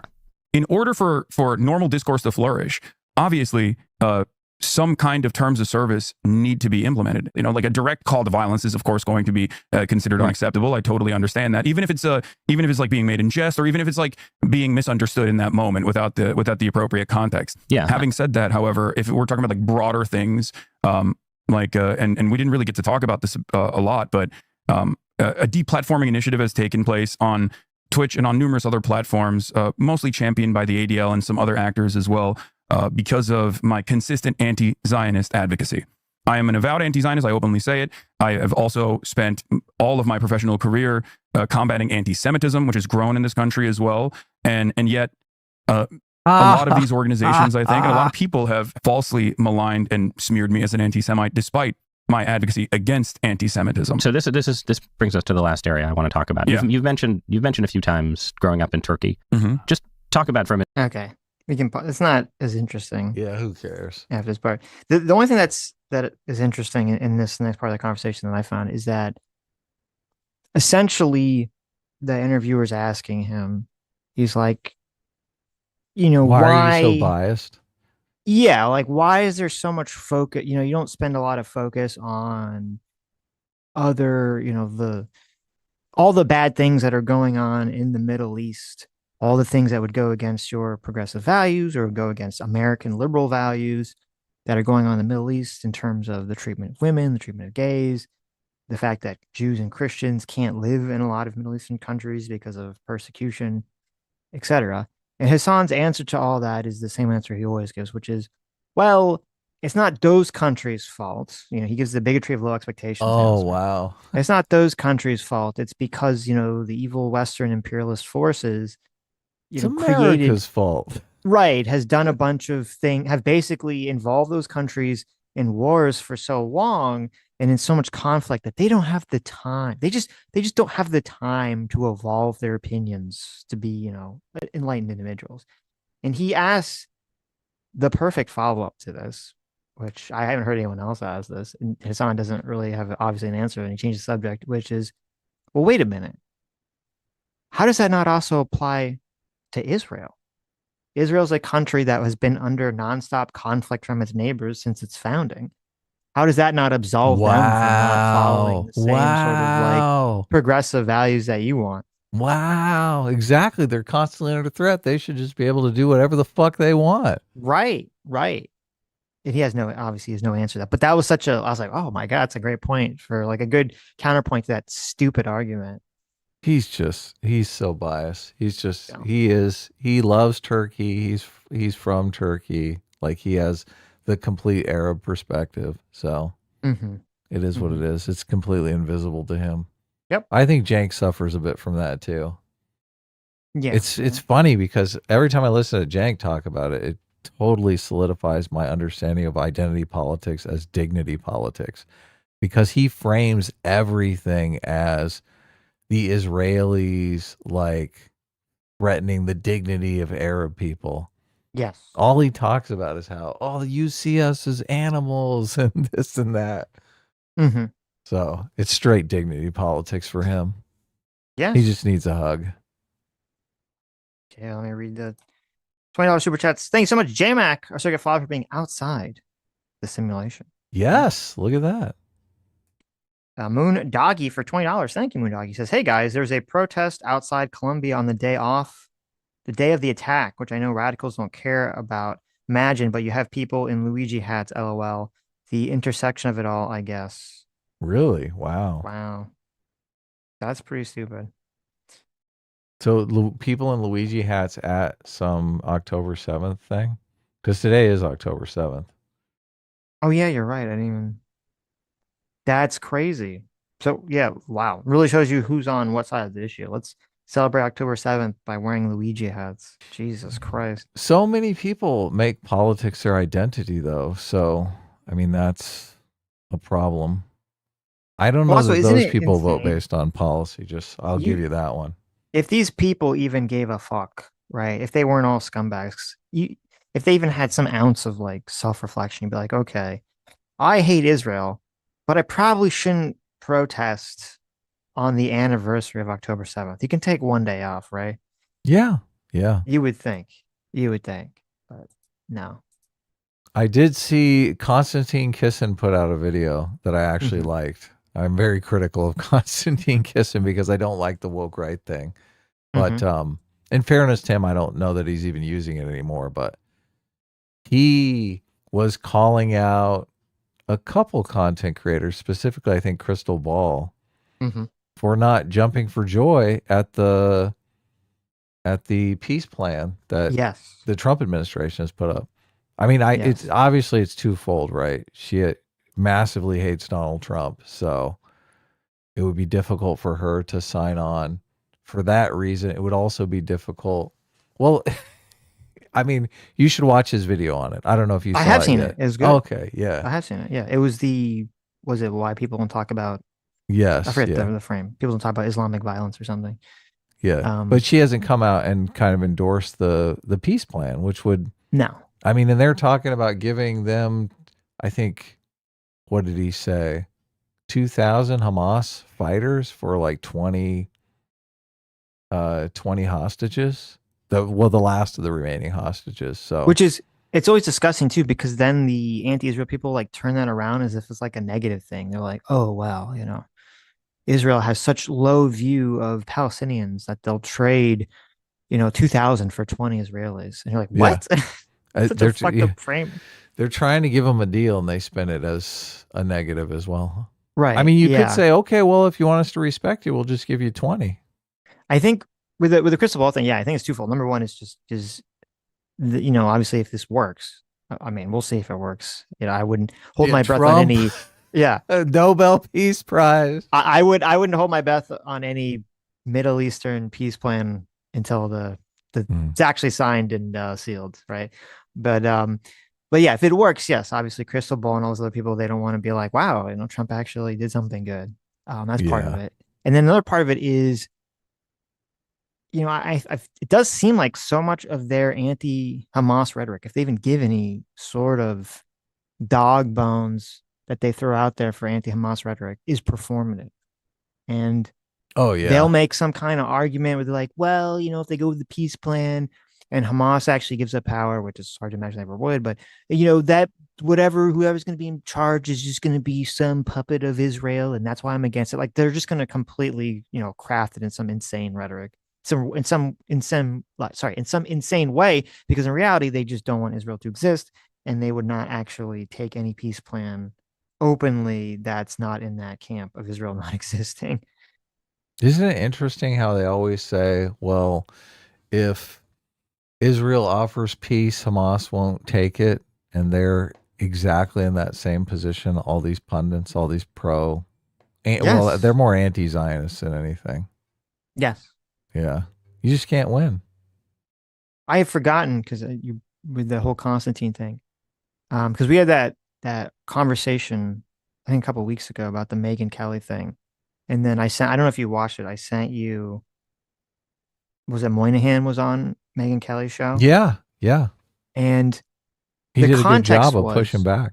Right, and I didn't know this at the time we had the conversation either, and it is an important point, which is that Megyn Kelly. A lot of people were asking Megyn Kelly to criticize Candace Owens and Tucker Carlson, or to call them out, because I mean, right now Candace is, I don't know where Tucker's dropping at right now, but DMs on a dead man. Yeah, Candace Owens has gone completely unhinged, saying the Israel and the Jews are behind Charlie Kirk. I mean, even if everything she's saying is true, I mean, it could just be coincidence. It's this like doing the yarn thing and setting it up as a conspiracy is just so evil. Yeah. Right. Now she's leaking some kind of DMs from Charlie Kirk, which don't even really show what she's saying that they show, but it's really, really foul and disgusting. And so people were, criticizing Megyn Kelly. It's like, you should call her out. And her response to that was, on its surface, there's some element of it that I think is fair, where she was kind of casting it like, oh, I'm over here just doing my own thing. People come into my community, they say, you have to denounce Candace Owens, right? And fuck that, I'm not going to raise my fist. She kept comparing it to BLM. I'm not going to raise my fist. I'm not going to do that. And I would agree with her if it was true. If she's just sitting there minding her own business, just covering her own stories, she's not talking about Candace Owens or anything, and people just come in and say, you need to go denounce Candace Owens, I'd agree. They'd be like, why do I have to do this? I have nothing to do with this, right? And that's kind of how she's casting it. And I didn't realize is that she's being dishonest and framing it that way. Is that actually she did an entire segment on her show a week before, or 2 weeks before, where she went over Candace Owens' conspiracy theories, she supported Candace Owens' conspiracy theories, and that she did point out the whole like, well, I don't think Israel killed them, but I do think like every other element of the conspiracy is true. And then when Moynihan was on the show and he pushed back against this, she even said like, oh, well, Candace is really smart. I don't think she's just making anything up. You know, she's really good at this. And so if you come out and you do a whole segment on someone's insane conspiracy theories, including defending it, I think yes, you should be, you should make a statement about like, okay, well, maybe I was wrong. That person's fucking crazy. You should be held to account for that person acting unhinged. You don't get to just be like, oh, well, I just agreed with everything they're saying. And then a week later, I just, wash my hands of it and say, how dare you ask me to denounce this person for turning out to be lying about everything. If she's just reporting the stuff that is actually true, though, I'm not sure you could call it a conspiracy. Well, she was reporting the, the article, the Max Blumenthal article and all that bullshit that we covered. Right. Well, I mean, I listened to what she was talking about with Candace, and she talked about, it seemed like the stuff she was talking about was inside information she got from Candace. Like the fact that Candace was friends with Charlie Kirk, which I think some people were disputing. The fact that Candace Owens had information about Turning Point's being pressured by donors. Obviously, the funding amount was bullshit. So, yeah, but that's a part of the problem. Candace just made up that number. Yeah, but look, she had Megyn Kelly also had other information that she knew was true because she had interacted with people who were involved in the meeting with the guy and whatnot. I don't think she sold it as a conspiracy theory.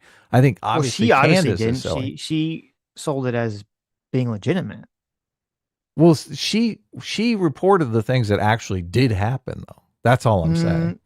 I don't think now that's we're gonna the have to case. bring it up. I don't think that's the case. She went over the entire all the accusations that Candace was making. Now you could Yes. if she just there went was over there and was said, some meeting that took place that people were saying people in the meeting were pressuring Charlie Kirk to disavow Israel or something, or no, disavow Tucker, or stop having any sort of disavow Tucker, stop having any vocal criticism against Israel. The story was, the conspiracy theory was that they were pressuring Charlie Kirk.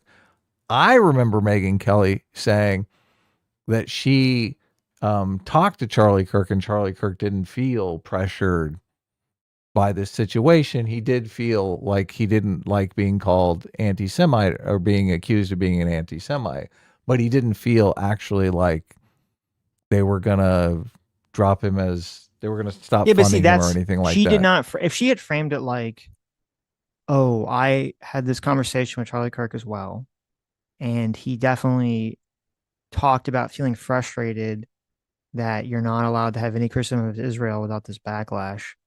So he felt that way.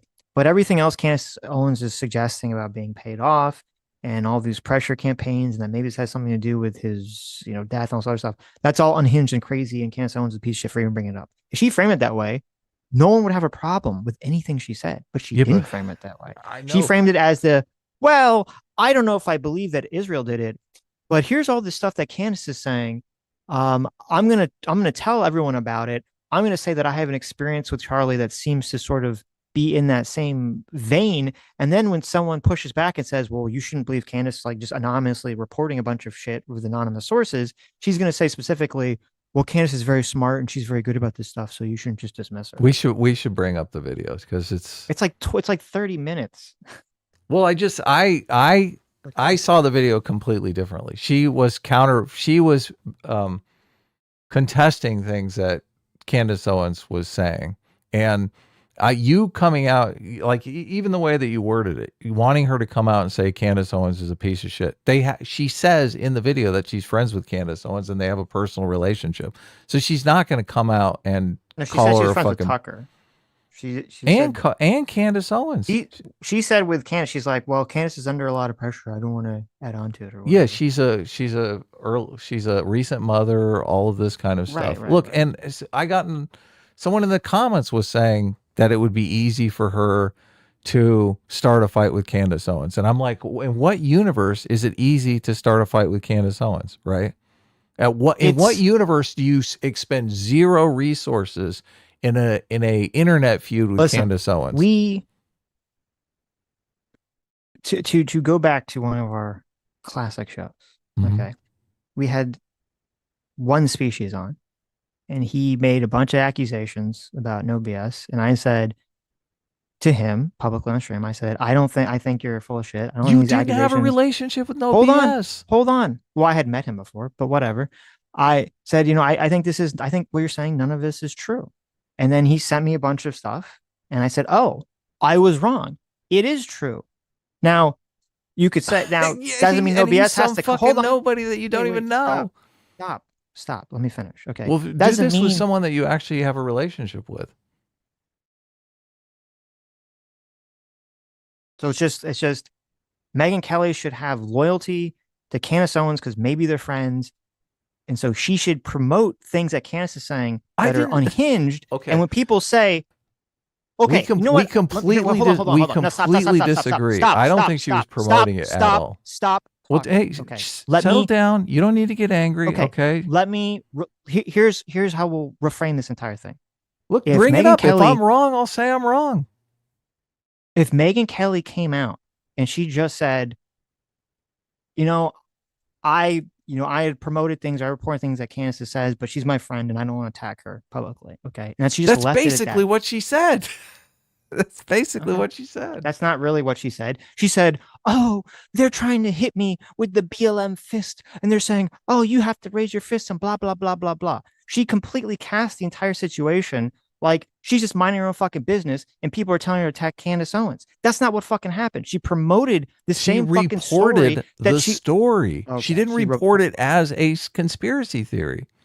I don't see how you could watch her reporting of that. Wait, we had an entire conversation, and I don't know, because I know you were arguing with Sean about this to some extent, where like, if someone is saying, hey, if someone lays out this conspiracy theory where they're like, I think Israel killed Charlie Kirk, and my evidence for it is A through Z. And if someone reports and I say, well, I think A through Z is all completely correct, even if it's like very badly sourced, but I don't agree with that conclusion, and I'm going to bring it up in my show and talk about it, it does seem a little fucking suspect. It's like, well, why are you bringing this shit up? And it's also unsourced, and you're believing it. And then when it turns out that it's unsourced, or people point out like, hey, when it's pointed out that, hey, this information is very like tenuous, and you shouldn't just believe Max fucking Blumenthal's dumb fuck ass or Candace Owens' dumb fuck ass claiming Charlie Kirk all this himself said it on her show. She played a clip of it. Are you forgetting that? No, that's a complete different claim.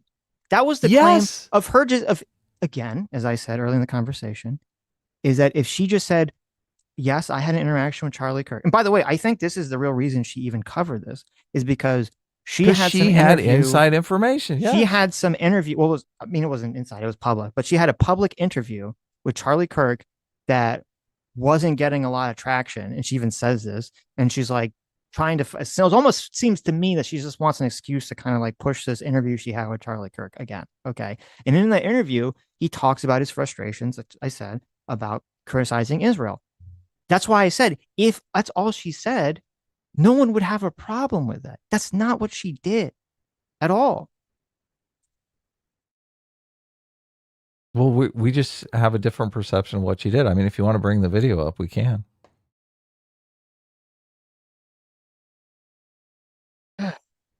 Why do you get so angry? Because we have a different perception. Okay. I guess I shouldn't get angry. Yeah, why? It doesn't matter. Look, I watched all the videos. She brought it up. Okay. I don't think she leaned into the conspiracy like you're saying. Like, you're making it sound like she came out and said, maybe Israel did assassinate Charlie Kirk. Maybe there's something to this. Maybe Candace has a good idea here. And I don't see it that way. Wait, she literally says to Moynihan, I guess why I'm confused, because I thought you would change your mind about this when you're like, oh yeah, Moynihan's great, because Moynihan thinks she's full of shit. So he's saying No, it in a much Moynihan nicer did way. look. Okay. Moynihan did a great job of pushing back on. He called her out without calling her out directly. He's like, this is bullshit, but he's not going to like try to extract some grievance from her, which is fine. I don't have a problem with that. That's totally fine. That's totally appropriate But look, thing to do on our channel. in that exchange, Wait, hold on. Moynihan said, Let me finish without interrupting me, please. Okay. In the exchange, it literally starts with Megyn Kelly saying, you should saying, let me say this in Candace's defense. She's brilliant. Candace is brilliant. I realize she's controversial, but she's very smart. She's too smart to F around and say that she's got like the letter. She seems to either have letter recordings that she says that she has. Okay. And then it turns out she was totally fucking lying about the letter because they released a whole letter and she was full of shit. Did Megyn Kelly see the letter? No, she trusted. Hold on. Let me characterize the exchange before we go on. Okay. Moynihan pushing back did a great job at basically Moynihan realizes that Megyn Kelly has a relationship with Candace Owens that may be coloring her perspective of Candace Owens. And Megyn Kelly admits that she doesn't watch a lot of Candace's stuff. She's super busy. Like she sees some clips now and again and she thinks Candace is great, right? So she doesn't really know all of the wackadoodle conspiracy shit that Candace Owens is peddling. And Moynihan comes in and says, look, I listen to her regularly and she's fucking crazy, okay? She's totally fucking insane. She's off the hook. And he does a good job of pushing back about how maybe you shouldn't be endorsing somebody who is just totally fucking batshit crazy. Yes. But obviously Megyn Kelly hasn't seen any of these clips. She wants to give her friend the benefit of the doubt. She's like, I don't know. But I think Moynihan does a good job of planting the seed that Megyn Kelly's going to be like, maybe I'll look into some of these other clips first and adjust my behavior going forward. So I thought the exchange was good. I don't think we're at the point. Look, even if she goes straight to the internet and she looks up all these Candace Owens clips and it turns out Candace Owens is fucking insane. Okay. And she says, I need to distance myself from this person. I don't think going out and just picking a fight with Candace Owens. Look, Megyn Kelly is a brawler. Like maybe she does that and it has a great time and it ends up blowing up her show. But if she doesn't want to do that, I'm not the type of person that's going to say, okay, you need to go and call Candace Owens out. Right. You need to like devote a lot of your time and energy into an internet beef with someone who is obviously crazy. I think Candace Owens is insane. She would knife a bitch in the middle of the night. Right.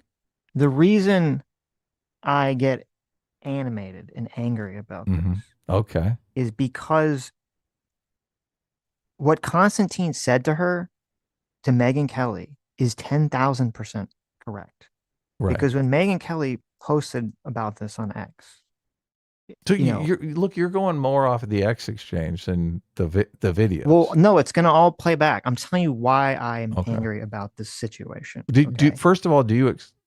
I agree with yes. Your characterization of Moynihan is correct, right? Okay, good. I mean, I don't know if Megyn actually took it to look into it. I have no clue. I hope she does. Look, I'm speculating on that part. Right? Yeah. I have no clue, but yes, Moynihan did a very good job, expert job at like saying Candace is full of shit and crazy without demanding some sort of extraction or something which is smart. Which is very smart for Moynihan to do it. Yes, and he did a very fantastic job of doing it. Okay. My anger about the situation is that Megyn Kelly's reaction to people doing this was for her to say, my fight is with the left, not with these two. Okay, so she took it in another place. I get very, very easy thing for anyone to do when there's extreme people who are grifters or psychopaths or just fucking out of their mind on their side and to say, oh, no enemies to my left or no enemies to my right. I can only attack the other team, which is which is one of the worst fucking things a human being can do in terms of creating a society that's not run by insane extremist radicals. And Constantine pointed that out perfectly and exactly, and pointed out this is exactly what allowed the woke left to take over, is that the people that were more moderate, as Megyn Kelly's more moderate than Candace, were too cowardly or too friendly, or what, for whatever reason, would not point out the fucking crazy radicals to their side. And with Candace isn't a fucking nobody. She's a rising star who just continues to grow and grow and grow an audience. And if everyone just covers their eyes and says, "Well, we can only tap people to the left. We have to ignore Candace Owens." Well, pretty soon her view is going to become the main view of SI. Did this tweet exchange happen before the video with Moynihan? It happened It's okay if after you the don't know. first one. I don't know if it happened after I don't know when the second one happened in the timeline. Okay. Yeah, that Moynihan conversation just made it very clear that she honestly doesn't know how crazy Candace is. So, and I think that's obviously relevant. Yeah. But look, she did a pivot or a dodge, whatever you want to call it. And she dodged in a direction that you found distasteful. I find it distasteful too. Obviously, I think people do need to call out the radicals on their side. So it sucks that we live in an environment where as soon as you do call out the radicals on your side, they boot you out of the party, and now you're on the other side. So, right. But yes, I just okay. Are we good? Can we move on, or we can move on? I was going to see when well, I don't know when it was filmed, but the release date of the podcast. Oh, look, you're interested too. Yeah. The Fifth Column podcast was after that tweet, was days after that tweet. Okay, so that makes sense. That's what I'm thinking. So the tweet exchange happens, right, and she's thinking, oh, Candace is not crazy. Get out of here. I'm not going to beat up on someone on my side who's just who uses hyperbole and rhetorical flourishes. Right. But Moynihan did do a good job of kind of piercing the Megyn Kelly bubble. And I think really letting her know, you probably should not be endorsing this crazy person. Yes, right. Yeah. So we'll see. I don't know if she's commented since, but yeah, look, I don't know. Also, obviously, if they have any sort of relationship, she's probably not going to call her out. But I mean, I wouldn't be surprised if she did. So, but we'll see how the endorsements go going forward. But I think she's probably going to be a little more cautious around Candace Owens. And look, right now, what Candace Owens is doing is fully disgusting and reprehensible and all that stuff. Mm-hmm. Look, sharing DMs of Charlie Kirk. That's pretty bad. Is horrible. Yeah. Horrible. Yep. All to do the Israel thing that she is completely obsessed with. I think Kanye West might have hired a hypnotist. Brought a hypnotist in and really fucked with her mind. I would believe it. Wouldn't that be a huge story? Candace Owens hypnotized by Kanye West.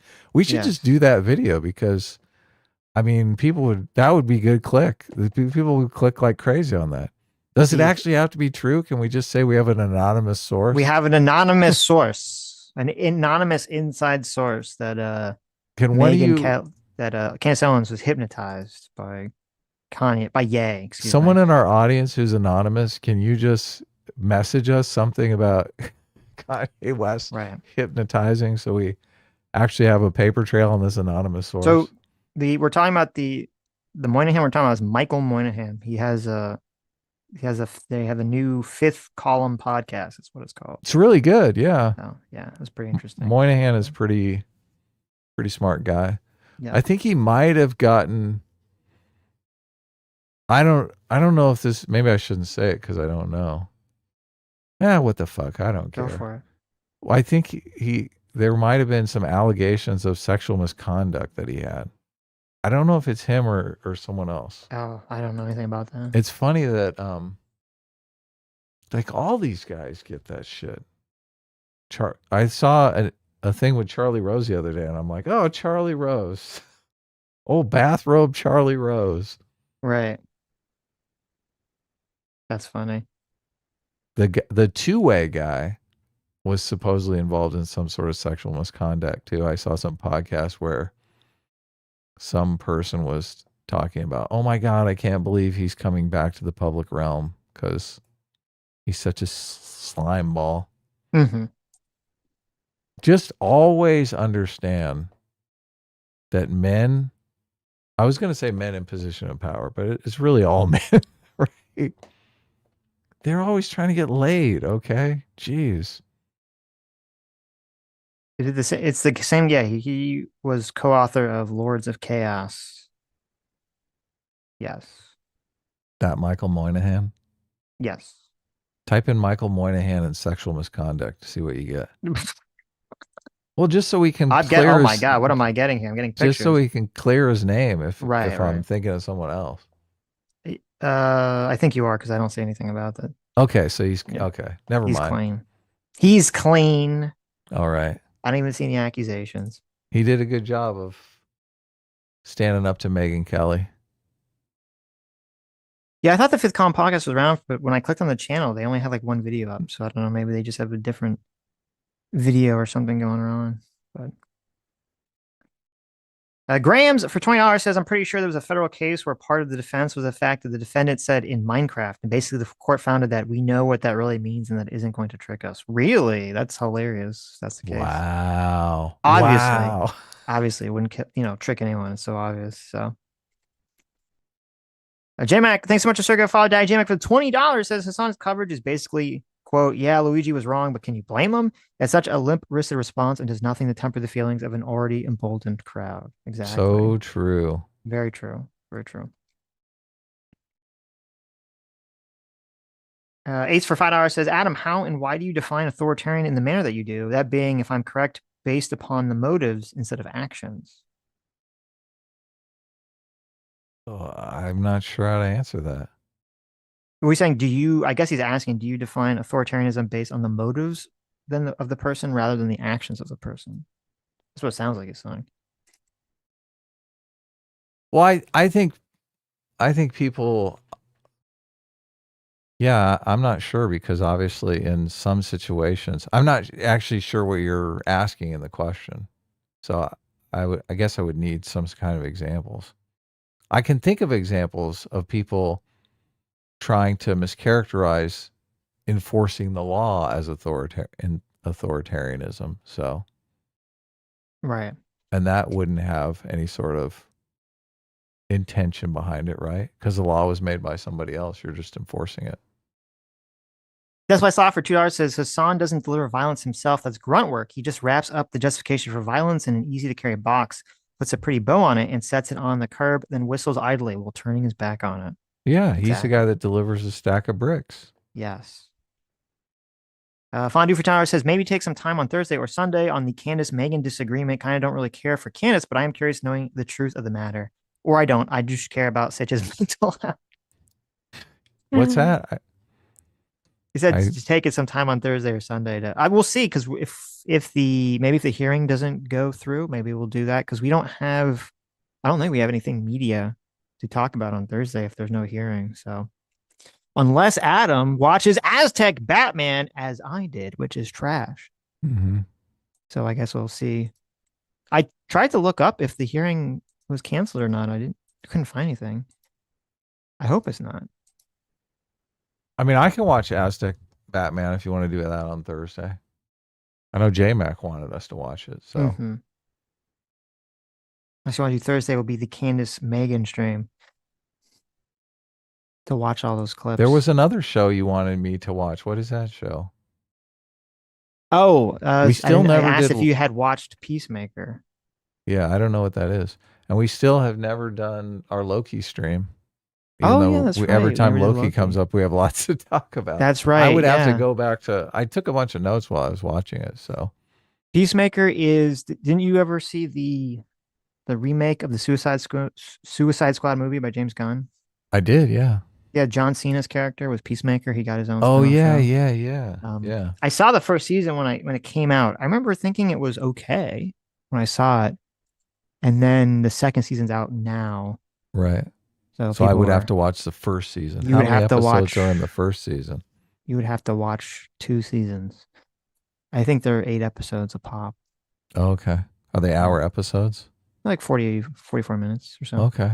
I'll start You could watching watch a it. couple, see if it fancies Well, I'll your start interest. watching it so we can intersect with See. that franchise at some point. Right. John Cena doing the ironic superhero. Yes.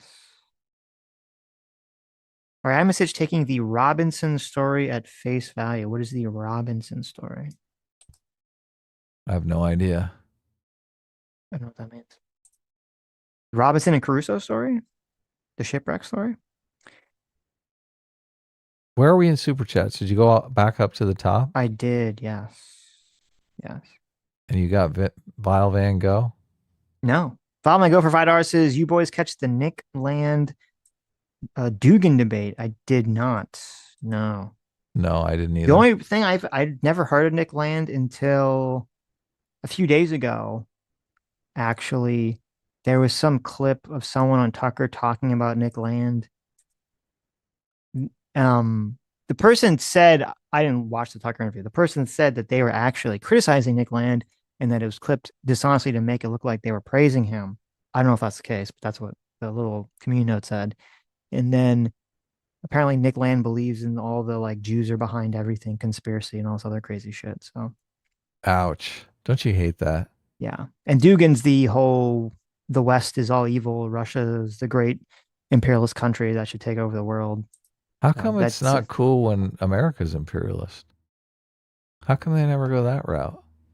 Because they're jealous. It's all bad when we're imperialist, but then They're Russia's all jealous. imperialist and they're like, oh, based. Yeah.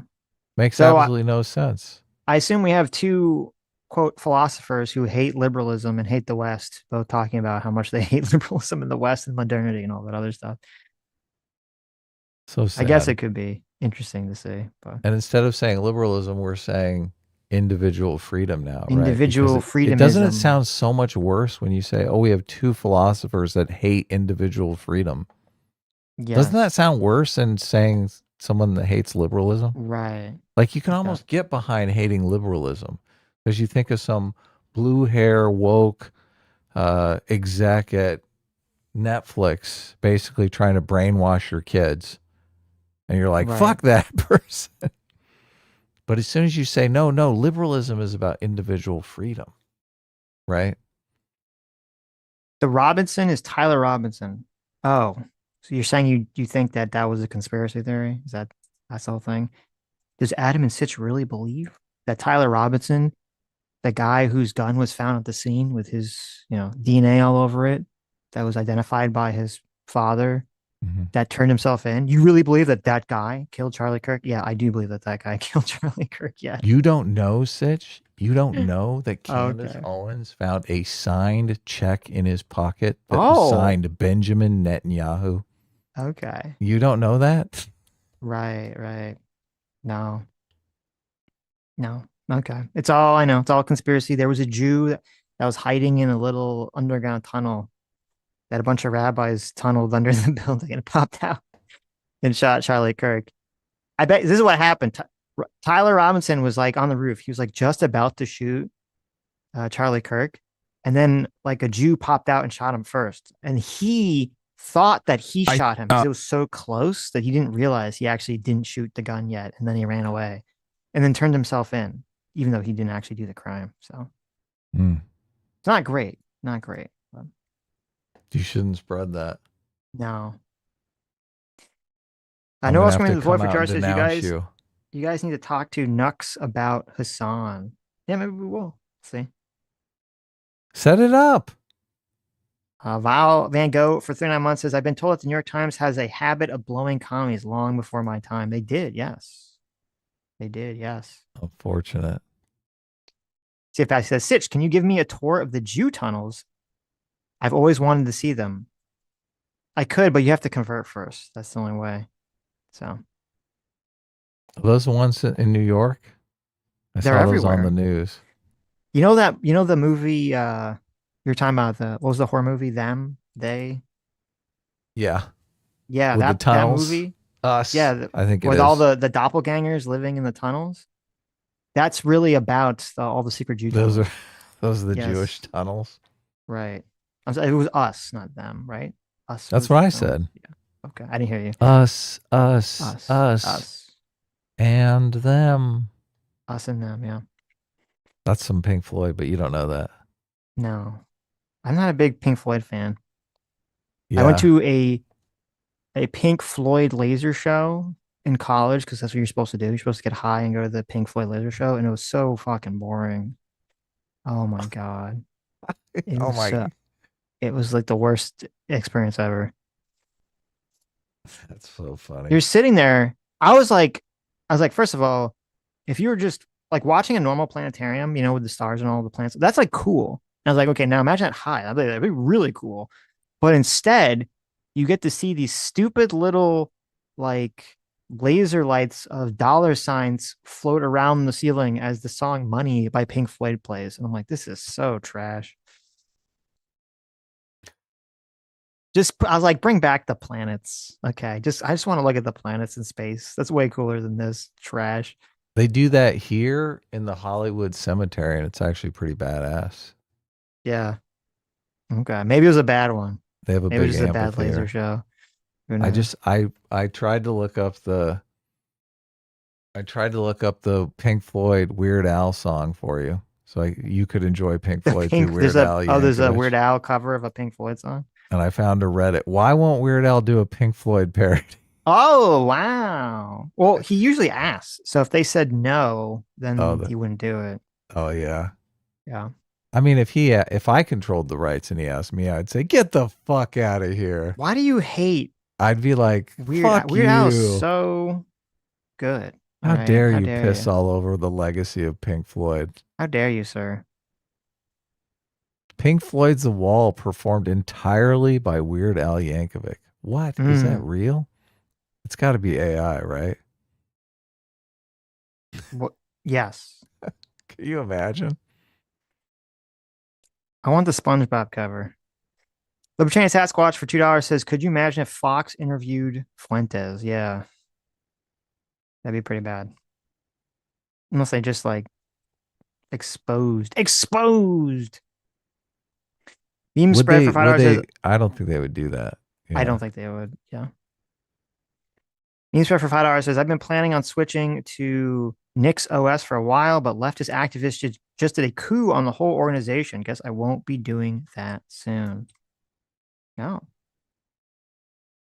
Okay. That sucks. What is Nix OS? I assume some kind of Linux thing. So, Oh, cool. Libertarian Sasquatch for $2 says Hasan should be viewed like Fuentes. True. True. He tried to unmask him in this interview, which was great. Yeah. More of it. I'm would sure be curious. Destiny loved this. Destiny was like, "Oh yeah, thank goodness." I would be curious as to what the behind the scenes are. Did this guy have a bunch of people at the New York Times trying to be like, why are you attacking Hasan? Stop.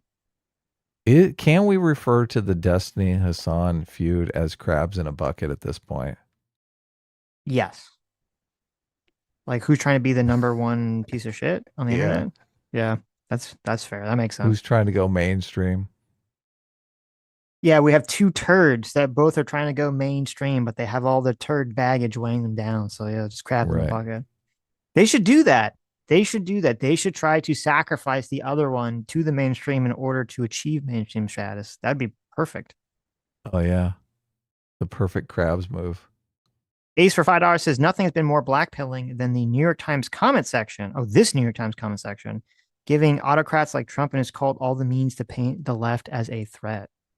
Yeah, I saw that the comments in this video were mostly pro Hasan, but I would assume that that's all of Hasan's fans rushing in to, fill the comment section. See, there you go, using the word autocrats again. If Trump is enforcing the law, if there's actual incitement going on and they're putting a stop to that because it's illegal. How is that an autocrat? How is that authoritarianism? It's not authoritarianism, right? Yeah, it's interesting because this really shows you. Let's see.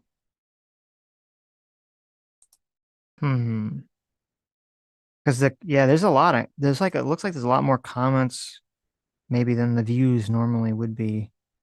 Comments per the views in that video. So Yeah, it's I wouldn't be Hasan's surprised. people going in All there. of Hasan's people brigading the comments section and everything.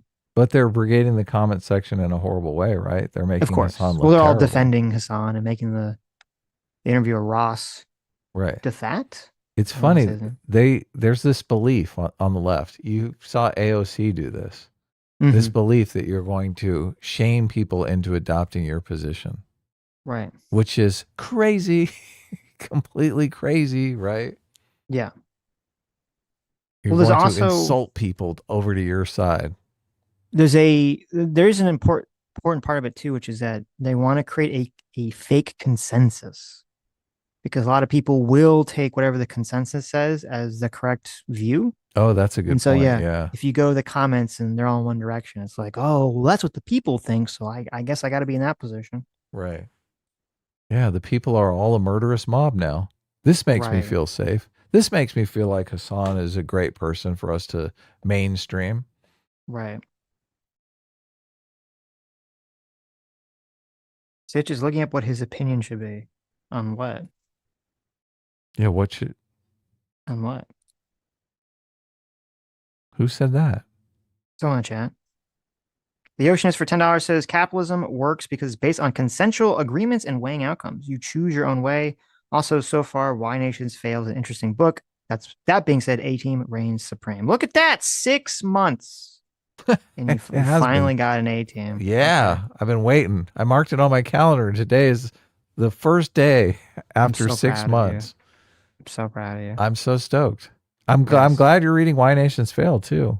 It's a great book. It is great. Then they'll read The Narrow Corridor. The Narrow Corridor is great as well. We can talk about the Gilgamesh problem and sound like heady intellectuals. Yes. Yes. The Gilgamesh. Do you know about the Gilgamesh problem? Oh, I know all about the Gilgamesh problem. Yes, I prefer Knights of the Round Table myself, but The Knights of the Round Table problem. yes. Interesting. Dr. Adam Refriended, Brigadier General for 33 months, thanks so much, says, do you own stocks? Do I look like Santa Claus? Ho, ho, hoarding a portfolio. I woke up from a dream where Adam and Sitch were smooching. Help me. Wow. Wow. Quite a dream. Oh my God, that reminds me. What was that dream? Sam was telling me about a dream she had that was so like hilariously racist. I have to ask her about it again. I was like, I have to tell her on chat about Sam's racist subconscious mind. She had this dream. Oh, Sam, what was the dream that you had? Yeah, tell Remind us me. about your racist dream. Tell us about your racist dream. I just remember the dream was she was in a courtroom and she said there was like a bunch of non-white people yelling at her.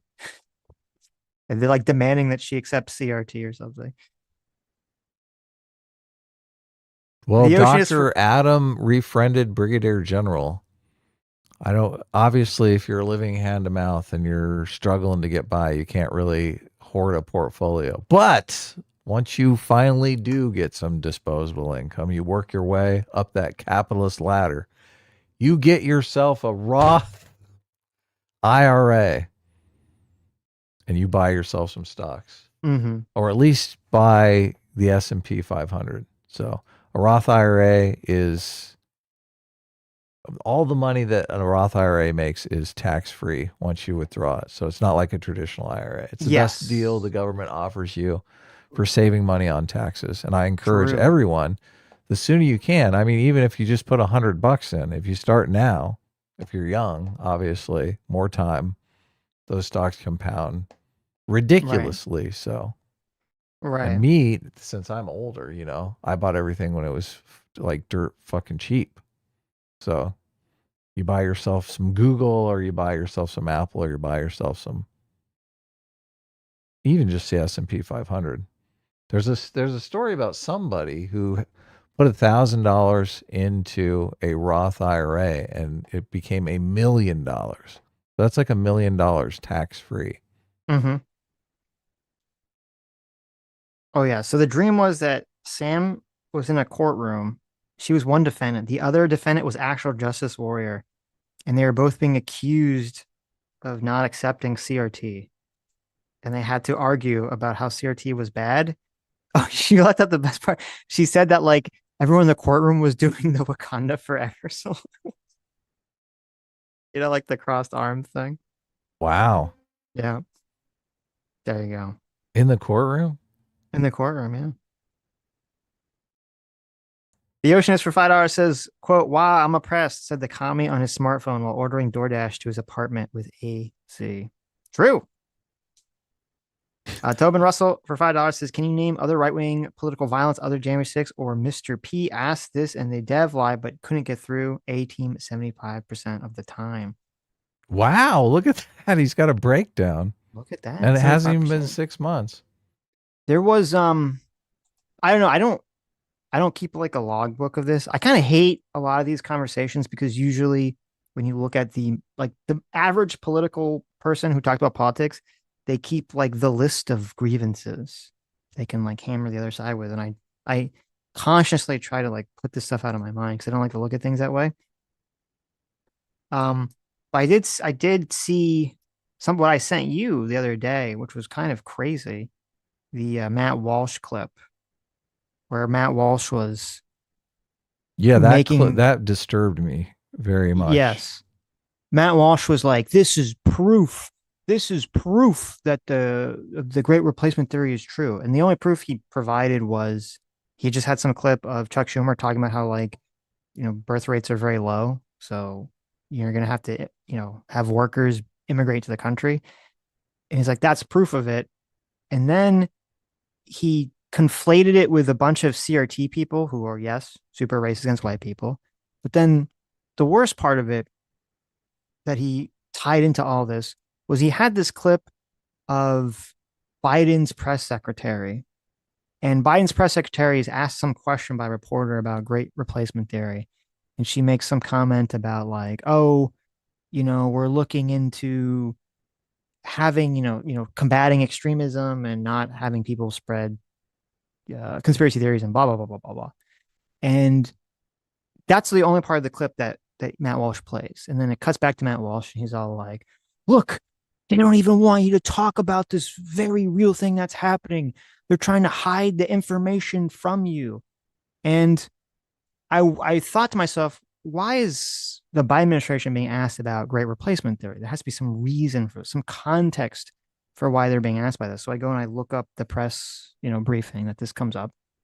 The reason that they were even talking about that, the reason that was even brought up in the conversation was because the day before, this was in 2022, the day before, a guy went out who was a white nationalist and they killed a bunch of black people, a bunch of random black people. They just did a mass shooting. They killed a bunch of random black people. I think he went to like a shopping mall, didn't he? It was horrendous. Yeah, I think 10 people died or were shot, and just randomly because they were black. And they, in their manifesto, they were talking about the great replacement theory and white nationalism and all this other stuff. And it was so disgusting to me that number one, that Matt Walsh would intentionally leave out that context. Okay. But then on top of it, because he's been on this whole crusade and there's been this whole conversation about how people should be careful about the dangerous rhetoric they use to incite violence. Obviously, this came up in the whole Charlie Kirk conversation that's been going on for the past couple of weeks. Matt Walsh has been this huge participant in that conversation. And yet then he goes and turns around and he uses someone literally talking about the words that radicalize someone to engage in a mass shooting. He portrays them again to his audience and removes that context and uses it as an example of the evil Democrats, trying to replace white people. Yeah, not great. He changed. I didn't like the fact that he brought up a bunch of the shit that we always talk about and completely linked it to fucking great replacement theory. I'm like, yes, that the CRT people are racist. Yeah, yeah, right. Fucking. So, anyway. A Libertarian Sasquatch for $2 says, let's not focus on the government taking your shit. Yes. Jackarama, thanks so much for discipline equals freedom. Moondoggy for $5 says, quote, but my Jimmy Kimmel. Yeah, I'm really glad that he called out Hasan for very dishonestly trying to cast himself as like, oh, I'm just like Jimmy Kimmel. I'm just like Gavin Newsom. I'm just like all these other people. So the Oceanist for $10 says, I hate how we call them Antifa. It gives commie morons the illusion they have a monopoly on it being against fascism, and they often support far-right groups like Hamas. Hamas. Yeah. That's a good point. I hate that too. I absolutely despise it. Yeah. That's a great point. How do we rename them? We got to rebrand them. The radical Marxist revolutionaries. Yeah. Let's call them Marxists, the Marxist revolutionaries. How about Profa? The pro-fascist. Yeah. The Profa. Profa. The profile. I like it. CS Patty for $5 says using ChatGPT to pick stocks is okay, but you have to 1, check its work, and 2, ask for very specific criteria. I always ask for P/E less than 15, P/B less than 1.5, D/E less than 1. Look at this. CS Paffy coming in here. There you go. Using ChatGPT to pick his stocks. So he's giving you the analysis. Someone also said their AMD popped. I saw that AMD was up huge. Looking, the Trump administration is going in on all these companies, so they're just going gangbusters. That Intel, I don't know that it's even fucking stopped, which is insane. But they also said they were bought on leverage or margin, sometimes it's called.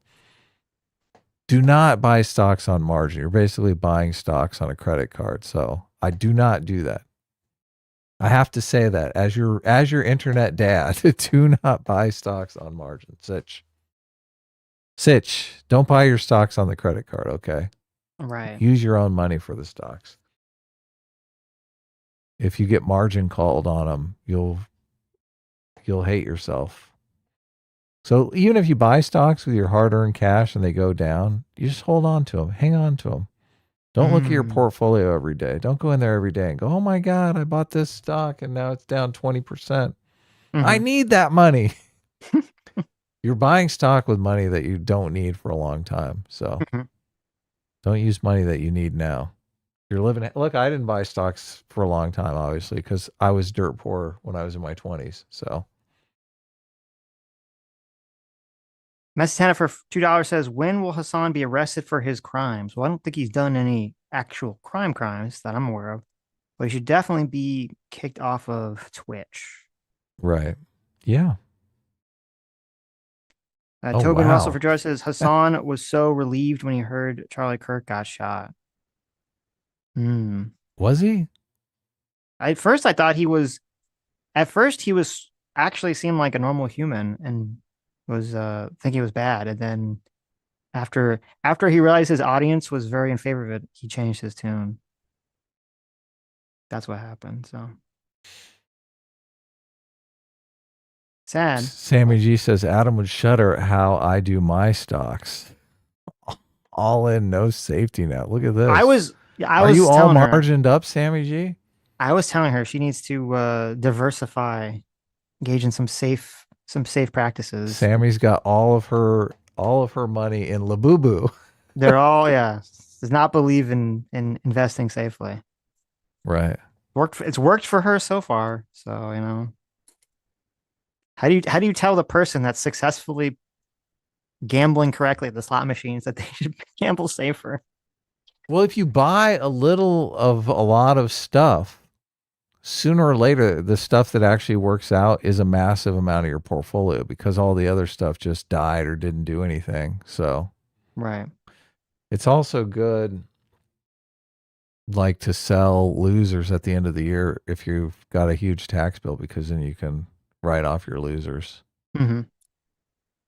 Less than Sell for $10 says, I might be dumb, but this seems like an attempt for Hasan to give an excuse and quote context in order to give possible deniability and a stronger defense to Twitch when they question them at Congress.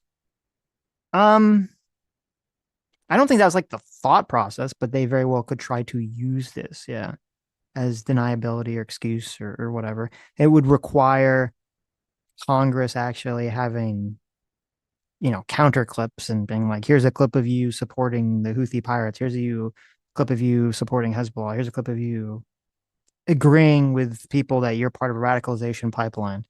So, Isn't Rick Scott a current sitting senator? yes.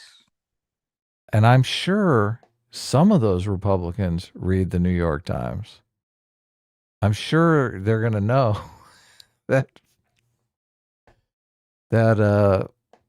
Hasan was advocating for the murder of a sitting U.S. senator, right? Mm-hmm. Yeah, look, this is going to be great. I can't wait. Is this hearing happening again? Goddamn government shutdown. I know. Isn't that sad?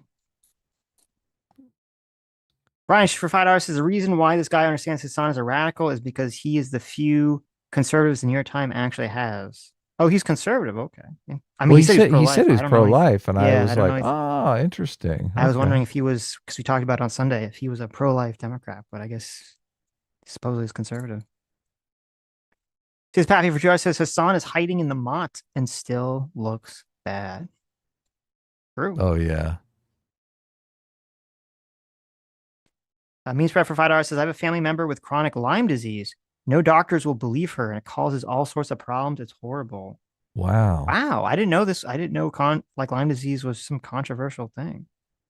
That's crazy. What is a better response? If I was if I was Hasan, I would just come up with a better response. And these responses that he has are shit. It's out of context, because it's a lie. It's not out of context. I don't know if I agree with you. I think the defense of saying it's out of context and then trying to change the subject to something that you think people generally on the left would like is an effective technique to trick most people. Right. It's obviously dishonest as fuck, but it is. I wouldn't be surprised if it's effective. I guess it's so bad there really is no good response. Yeah. Christoph King for €5 says the mainstream position is that Lyme disease exists, but chronic Lyme disease doesn't or is psychosomatic. Oh, okay. So they differentiate between the symptoms you get at first, and then they say, oh, well, you still have symptoms like, a few months or a year later. It must be in your head, right? I have no idea where you're getting these from. Christoph Keating? I'm just reading them in order. Oh, okay. I guess I'm lost. Christoph Keating. Okay, there we go. Yeah. Go He Mag for 38 months says you should try and get Nick Diorio on. If you end up doing the drama stream Thursday, you've been mentioned recently because of Your Movie Sucks.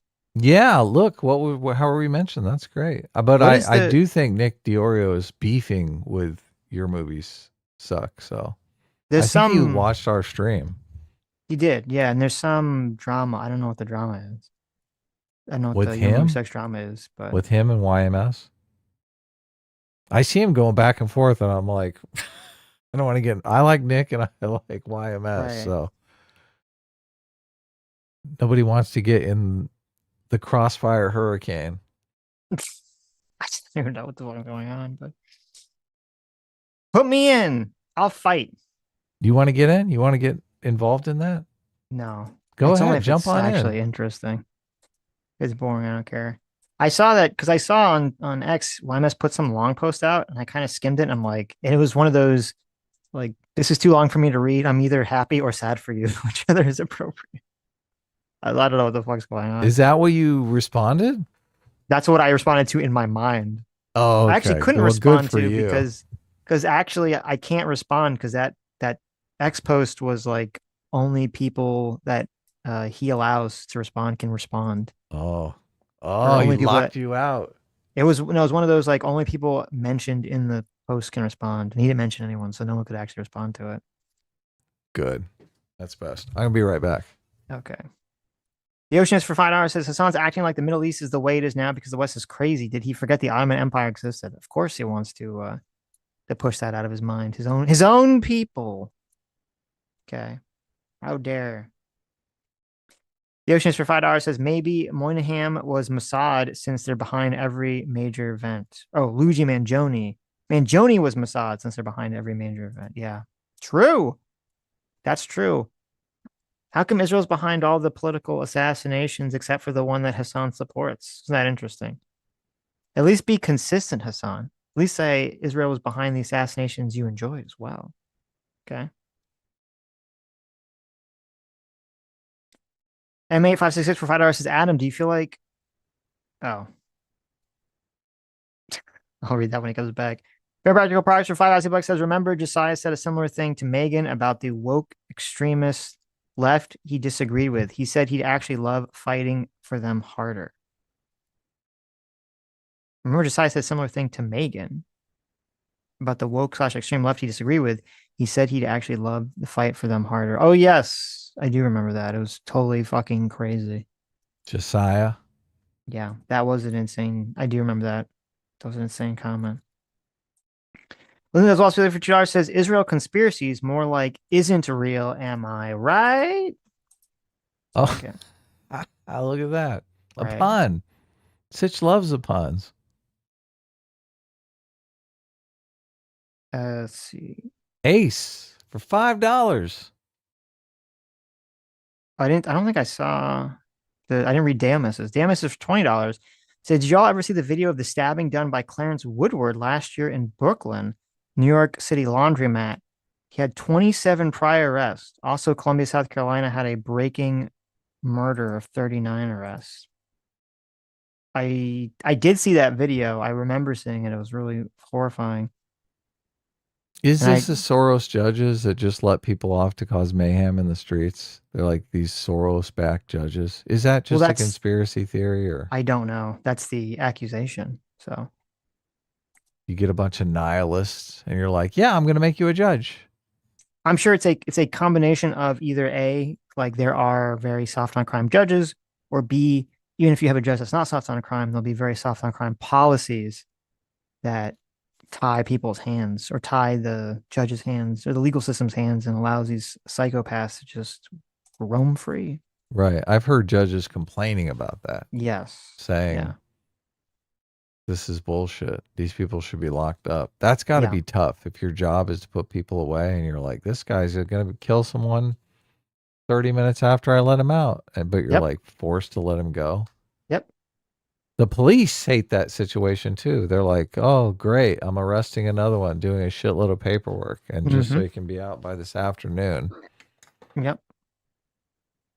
Gotta love it. See, that's why I think a lot of these law enforcement guys are super stoked about the Trump administration, because they're like, finally, we get to enforce the law.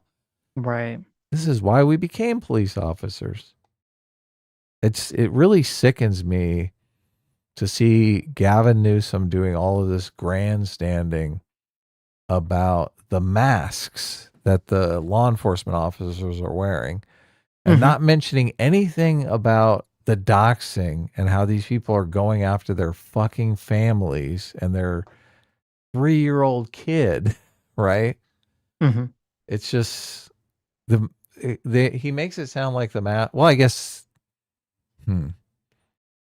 were they wearing no, I think the brown shirts were wearing masks because they were doing things a lot more sinister than arresting people who are in the country illegally, right?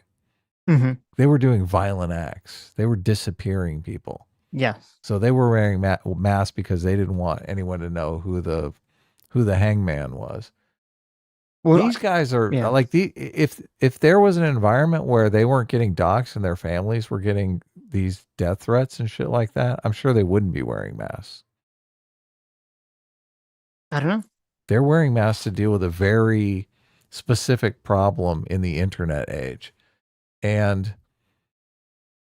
Yeah, it sucks because Gavin Newsom is trying to make it sound like, oh, they're wearing masks because they're doing the kinds of things that the brown shirts were doing, Right, right? right. Like It's raping and sodomizing people in the alleyway. right.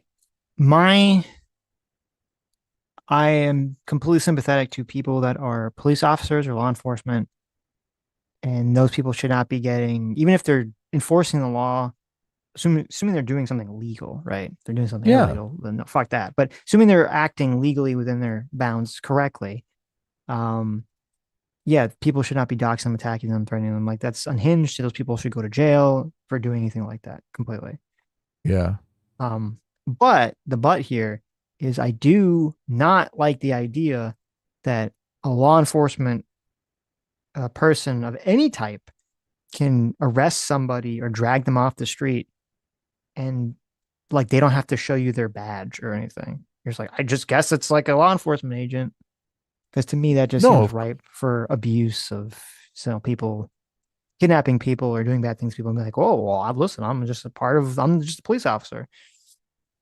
no, I totally agree with that. But the problem is the doxing threat. As soon as they Right. say, okay, well, if you dox a law enforcement officer, you're going to get 20 years.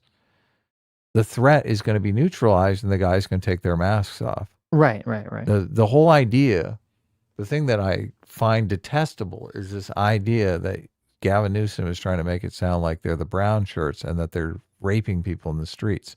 And that's why they're wearing masks. Yes. Yeah. He's like, this is fascism. Look, they're coming around and fucking murdering people in front of their children. Well, the argument is, it's kind of the argument with like the National Guard argument. Like, well, if they're doing something fine now, but the belief is that, well, in the future, they're going to be, doing something illegal or sus, essentially, which it's hard for me to imagine that, 2 years from now, Trump's going to have a secret military army of ICE agents who are running around doing his bidding and locking people up for voting or something to that effect. Like, it's hard for me to imagine that. Oh my God. It's like the way it's going to actually play out. So, yeah, me too. Well, look, people are living in that reality. It's kind of crazy. right. There's a lot. I mean, I have friends that live in that reality 24/7, and I'm like, wow, how do you sleep at night? Ace for $5 says, nothing has proved to me how much MAGA loves being pandered to than seeing them love Nux. I thought Asman was as low as they would go. Well, I don't know. I don't think I've seen any of Nux's content outside of his attacks on Hasan a few months ago. So I don't even know what's going on with that. But Ace is not a fan. AKA Batosai for $2 says, can someone fill me in on the current news of Jordan Peterson? Yeah, I saw there was some video where his daughter was talking. Apparently he's very sick. I haven't been following it, so I don't He know was what's in the going on there. ICU for quite some time. Right. So it's very unfortunate. Yeah. I feel bad, obviously, because our last interactions with Jordan Peterson, we were kind of making fun of him. So, but obviously, I don't wish him any ill will, and I hope he gets better. And he seemed to be. It's strange because he seemed to be in good health, and I guess look, you get older, and it can all fall apart pretty quickly. So. Yeah. Well, he's all those autoimmune problems anyway. So.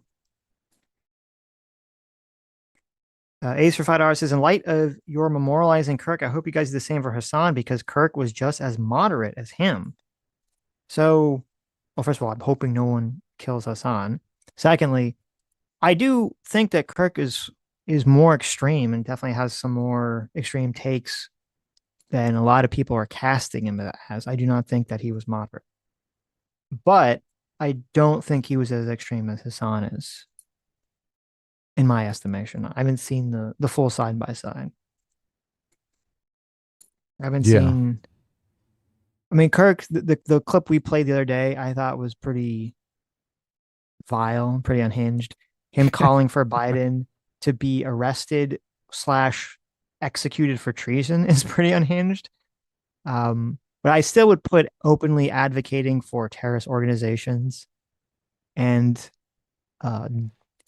violence outside of state actors, I still put that above anything that Charlie Kirk has said. I haven't heard him say anything remotely like that to the way Hasan has been advocating for the Houthis and Hezbollah and openly talked about being part of the radicalization pipeline to the October 7th is base crowd. A lot of people seem to be shocked by our sensibilities. Mm-hmm. Like even me talking about Ricada dropping the M-bomb like crazy on Rumble. A lot of people just think all that shit is no big deal. So I same think with like the Charlie Kirk stuff. They're like, but that is what's happening. I think a lot of people, we're old.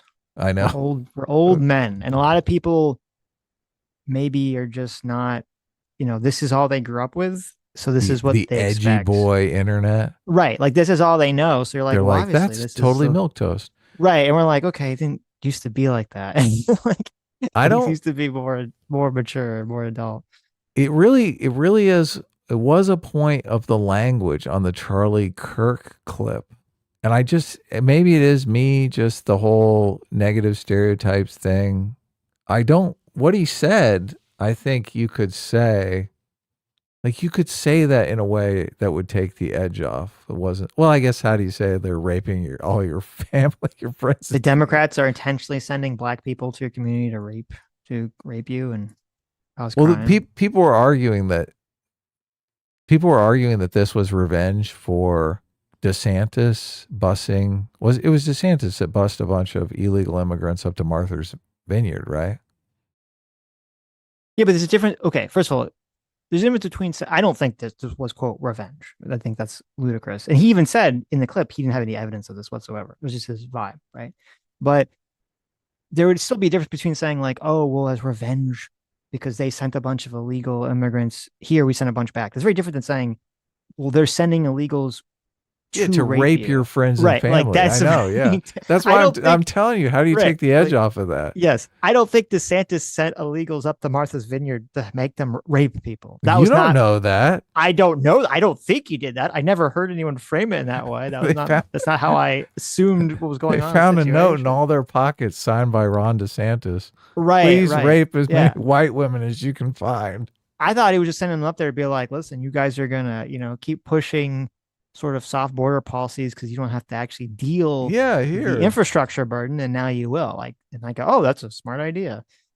So, well, how is it not a smart idea for the Biden administration to give them a little payback? We'll send some to Springfield, Ohio. We'll send the rapist then.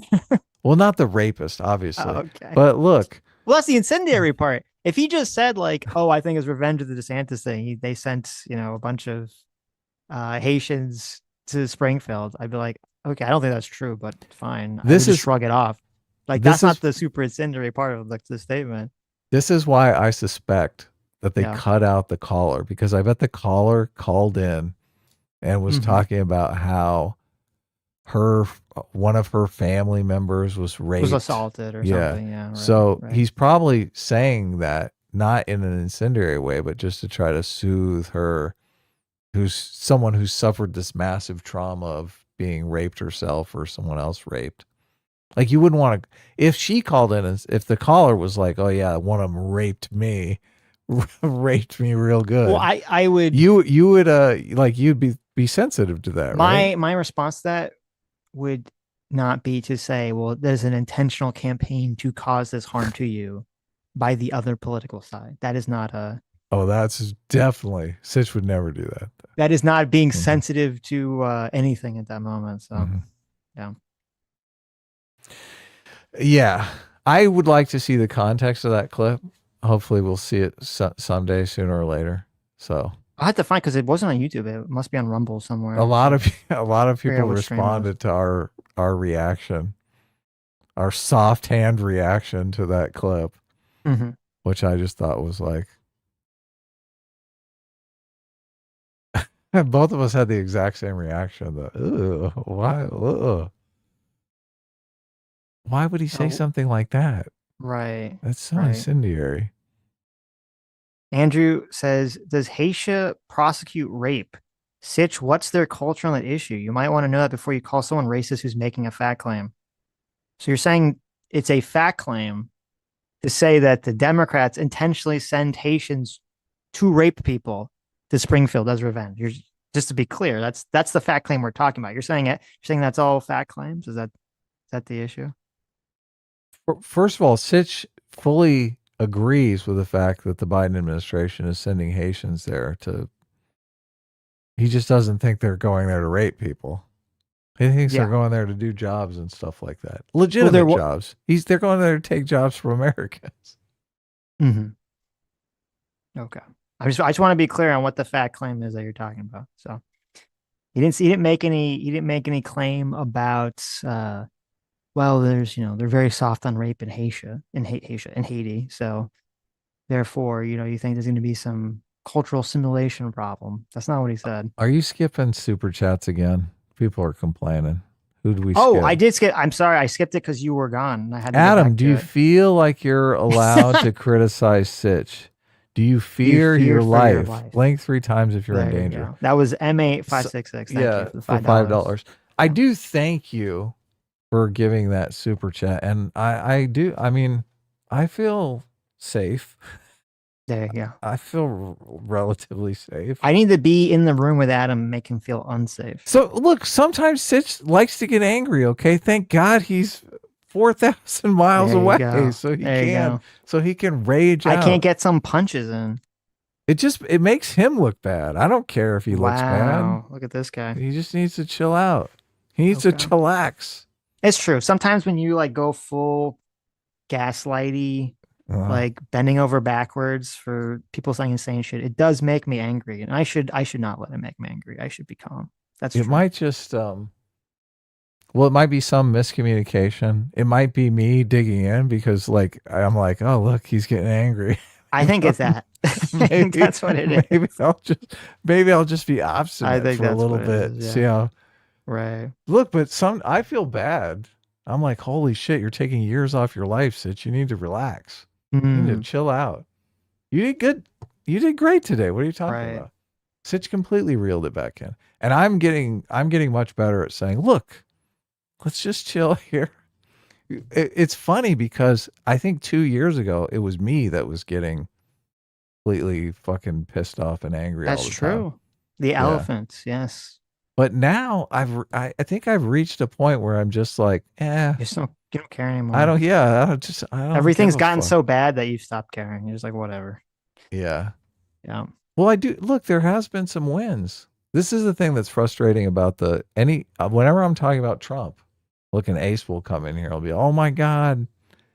But I feel like I can't even look at things that Trump does that I think are good and talk about them without being accused of being like full blown MAGA. Unless I go, it's funny because it's the same exact thing with the Charlie Kirk stuff. You got to rattle off a litany of things like, Trump, obviously I hate the crypto, right? January 6th was terrible. But maybe it's kind of good that 1.5 million jobs went out of the hands of illegals and into American citizens' hands. Maybe it's a good thing that he's kind of cracking down on these companies that are engaging in illegal hiring practices. Maybe it's kind of good that he's making grade school teachers a little scared of indoctrinating their kids with gender ideology. Maybe it's good that he's fighting back about trans women being in women's sports, right? Sure. And maybe it's good. No, that's fine. Listen, as I said, call the balls and strikes. Call all the good things, but don't downplay and pretend the bad things are good or not happening. Well, I'm not. Okay. It's whenever tariffs are a particularly sticky point for people because I myself and the business press believes that the jury is still out on tariffs, right? It is. MSNBC definitely believes tariffs are going to be terrible and cause the end of the world. For putting the tariffs aside, because it's complicated economic bullshit. Yeah. Right? It's just there's so many things that Trump will do or has done that people hand wave away purely for tribal reasons. And that's it. And there's really no Obviously, yes. justification for it. So Obviously, the yes. tariffs are more obviously a complicated policy issue. So Yes, yeah. I do not understand. Someone in chat says I do not understand the connection over yesterday's Kirk Haiti clip. Kirk was making an obvious point to the Biden administration stiffing red areas, like with the derailed train and certain hurricane victims. So that's a very interesting chat. It kind of, I think it has a lot to do with the video we watched today with Hasan, where Hasan will say something very unhinged and very violent. And if you don't like Hasan, it's like very apparent to you and to us that what he's saying is crazy and violent and he's not something that he should be saying. And then if you talk to someone who's defending Hasan or Hasan is defending himself, someone else, he's like, oh, I'm just being hyperbolic about some other issue. And that feeling sweeps for everyone. And you have to be careful not to fall into it because you can obviously make a point about saying, hey, I don't think the Biden administration should be reducing, tax revenue or tax money to derailed train victims or hurricane victims or whatever, and this is going instead to fund some sort of immigration crisis. So, they have to fund the immigration hotels or whatever. That's a point that I'm sure Charlie Kirk has said, and many people have said. I remember talking about the time it was happening. That's not the same as saying that they're intentionally sending black people to your community to rape you. And I don't think it's fair to say, well, he's just using hyperbole, so we just hand wave it away because, you agree with him on some other issue or you like him on some other topic. You have to actually call the balls and the strikes as they are. Yeah, that is the same kind of call to. I mean, the only way to respond to that is violence, right? I mean, if someone's sending a rape gang to your town, you're not going to wait for the next election. And that's a really good point. And he even says that in that clip. Is like, well, I hope this can be settled legally. Like, this is why, if Trump doesn't win, he's implying there's going to be some mass violence. Because, yeah, if the government is sending people to your community to rape you, then you are justified engaging in violence against the government. You're justified in taking up a gun and starting to shoot people 100%. Yeah, so it's the same kind of incitement that we will say Hasan is guilty of. Right. So you have to, if you want to see what's going on, you have to actually see what's going on outside of the narrow lens. So, I mean, that clip seemed uncharacteristic of Charlie Kirk, but look, I haven't watched a lot of his content, so I've maybe seen maybe 0.1% of his content because he's got a massive amount of content. So I'm willing to give him the benefit of the doubt, though. I figure people are trying to unearth the worst things that he said. And it's interesting to me that that's not, I guess that was on Blue Sky, right? So they found it. They're like, look at this. Mm-hmm. He's talking about the rape gangs. Ledante Latronta for 7 months. Thanks so much. Says, what is with Nick Fuentes lately? I didn't hear anything about him for years, and now he's in everyone's mouth. Even my mom saw his Charlie Kirk video. I don't know. It's super fucking weird. What? I don't know what happened. Maybe Nick Fuentes hired Hasan's publicist because it was very strange. Around the exact same time, all of a sudden Hasan starts appearing in all these like sources, and Nick Fuentes starts appearing all over the place too. And he must be hyper aware of it because there's always clips of him trying to like reel back or to sort of add some level of like acceptability to his positions. So there's a behind the scenes push by somebody to push him. I don't know who it is or why it's happening. Elijah Schaffer was implying it's someone in the Trump administration. I don't believe that to be the case. I really hope that's not the case. I think Elijah Schaffer is not an honest, someone that you would necessarily trust in that situation, but it is something bizarre is happening at the moment. Brian for $5 says Soros does indeed fund and support DAs and judges that push thoughts on crime policies in the guise of social justice. That is true. Skull Ship for 8 months says YMS is a degenerate furry. Rob's Media has a good 27-minute breakdown.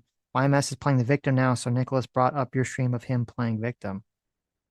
Interesting. I haven't listened to that stream in forever, so I think Mahler comes on that stream, doesn't he? He does, yes. Because didn't they have some dust up or something? Yeah, they had some beef, and Mahler wanted to come on after he left, so Right. we invited him on because we're cool. Let's just face it, right?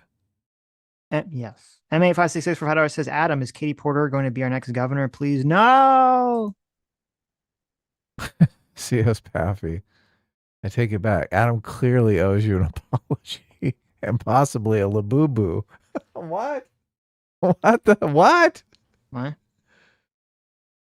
I mean, she might get a labubu, but she's definitely not getting an apology. She would get a labubu far before she got an apology. You want to know me. the real reason I'm mad at Adam? Yeah. Do tell. What? You know what, what this did I? piece of, what you know did what this I do? piece of shit did before the stream started? This Look, fucking asshole. Before you go too far, yeah, I didn't go as far as I could have because I have a video as well. Oh, okay. Before the stream started, he sends both me and Sam on a group chat on X. I can't hide it from Sam. He sends a picture of, I don't know if it's his or his wife's labubu. It's my wife's labubu. Okay. I don't have a labubu. Yeah, right. I see. But my wife. You're saying Adam is saying his wife's labubu in finger quotes, and now I'm thinking like, oh really, his wife's, right? Like I think Adam has a labubu. Oh really? Like, yeah. So he just pretends it's his wife's. I have to send the video then of the labubu riding the Vespa. Yes, and my wife giggling in the background. Oh, look how. Look he how sends his cute it picture is. of quote his wife's labubu. Okay, Yes. riding a little cute Vespa, Exactly. wearing a cute little outfit with cute little headphones, and behind it is like a cute little clothes rack. Yeah, with all the different outfits clothes on and it. a closet Yes, and a big furry fluffy chair to sit right. in. This is all like you're showing like a woman literal drugs. You're showing a woman crack. I know. cocaine. You're like, I know what I did when I sent Yes, it. I knew here's- what was up. here's the little doll, and here's all the little clothing accessories that you could dress it up on. And I'm like, you fucking piece of shit. I should have took the picture because he's got a bunch of camera gear and stuff like that, but it's hidden Oh, behind the God. Vespa. Yeah. Look at this guy trying to get Sammy to buy a bunch of fucking labubu shit now. My How wife was dare. telling me that these labubus are hard to get. She's like, look, you got to sign up on the app and you got to wait for the labubu drop. And What? sometimes they sell out pretty quickly. Well, they're in the blind boxes, right? Is that how it works? I thought so. Unless Oh, you I buy a don't know. secondhand. I don't know I don't think you can buy them directly. I went straight to Amazon. I'm like, get the fuck out of here. I'll just buy one off of Amazon. Here's a labubu. They sell them individually on Amazon. Is it not secondhand? Look, immediately she's like, well, that's the one everyone has. That's the shitty, that's a fucking lame labubu that nobody wants. Oh my gosh, Her- she's like, Her she's and like, all, Adam, what yeah, are I you know. doing? Her and all her nieces have labubus and stuff like that, and they Right. got all the pimpin' labubus. They got all the badass ones. They're like, oh yeah, I got the devil labubu or whatever. I got this labubu. You should watch the South Park episode about the labubus. It's the same thing. This girl is like telling Butters, she's like, she Uh-huh. wants this very specific ultra rare labubu. So I said, Oh, blow yeah. a bunch of money, like going through all the stupid blind boxes to find the right labubu. Aren't they like $50 a piece, and you don't even get to see what it looks like? Are they that much? The one that I saw was $50. Labubu. Yeah, the one on Amazon is like $50. That's crazy. But obviously, it's not the rare one. That's the one that they're just like, oh, anyone can buy this labubu. yeah. If you want the devil labubu, you got to buy some boxes. Well, yeah, it's going to be more expensive if you buy the specific one as opposed to whatever the Well, the look, you're box saying is. you don't even So- get to see. Can you buy specific ones? Some I hate this because there's a bunch of these shops around here where you can't pick. It's like there's these 7 different things, and you got to buy boxes until you get the one you want. Yeah. They're in those little pop-up Asian Yeah, it's shops. fucking ridiculous. Yeah. It's a whole I don't get thing. to see what I want. What's going No, on here? You look at the box. It's a form of gambling. You look at the box. It's got like Oh, it is. 7 different things on it, and then one of them is like, this is the ultra rare one. So it's like very, you're not Oh gonna get that. And then you Sammy just says fucking Adam hope. bought a Lafufu. Is that the knockoff? Is that the knockoff Labubu? The Lafufu? Oh yeah, there's a bunch of knockoffs too. That's true. You have to be careful. Albert says Sitch gets a LaJuju. They probably have a big old Star of David for your Labubu. I'm sure they do. They have like every type of accessory you can imagine. I would guarantee you can get a little yarmulke for your Labubu and a little talit and all that stuff. We'll do a star, yeah. Little dreidel. What do you have? The Vespa that plays music and does wheelies and has a total light show as it goes. See, I saved you. I didn't send the video, but I might send it later today. Oh, it does wheelies too. It does wheelies and it plays music and right. Yeah. It looks like a full-on disco show as the Vespa goes driving by. Terrible. Jesus. Scooting through your living room. Right. Alex Wright for $5 says, by the way, Adam is pulling that 1.5 million jobs number out of their butts. It's just an assumption based on 2 different Bureau of Labor Statistics data points. Actually, it was Bacha that pulled it out of her behind. So yes, but shockingly, Bacha pulled a number out of her butt. We haven't. Look, we don't know for sure, right? I just bring it up because if it's the case, I mean, why wouldn't it be the case? Logically, it's sound, right? Mm-hmm. 1.5 million people were deported. I mean, they were doing jobs, right? Do you think other illegals took their jobs? Maybe. Nah, they went to American citizens. Alex Wright for $10 says, on CNN, Bacha asserts that 1.5 million foreign-born workers who lost their jobs were all working illegally with no citation. Then she says unemployed Americans all took those jobs with no citation. Right. Yeah. Well, Alex Wright did say in the comments that he would be in favor.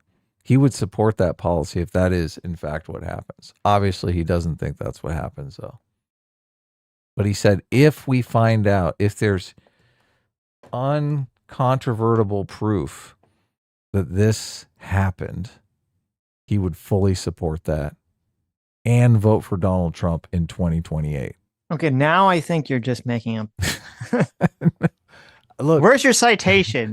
Where's the citation? Okay, I made up the last part about voting for Donald Trump in 2028. Right. Obviously, he's never going to vote for Donald Trump, but he did say he would support the policy. I'm assuming reluctantly. He would much rather it be a policy that was put forward by Kamala Harris.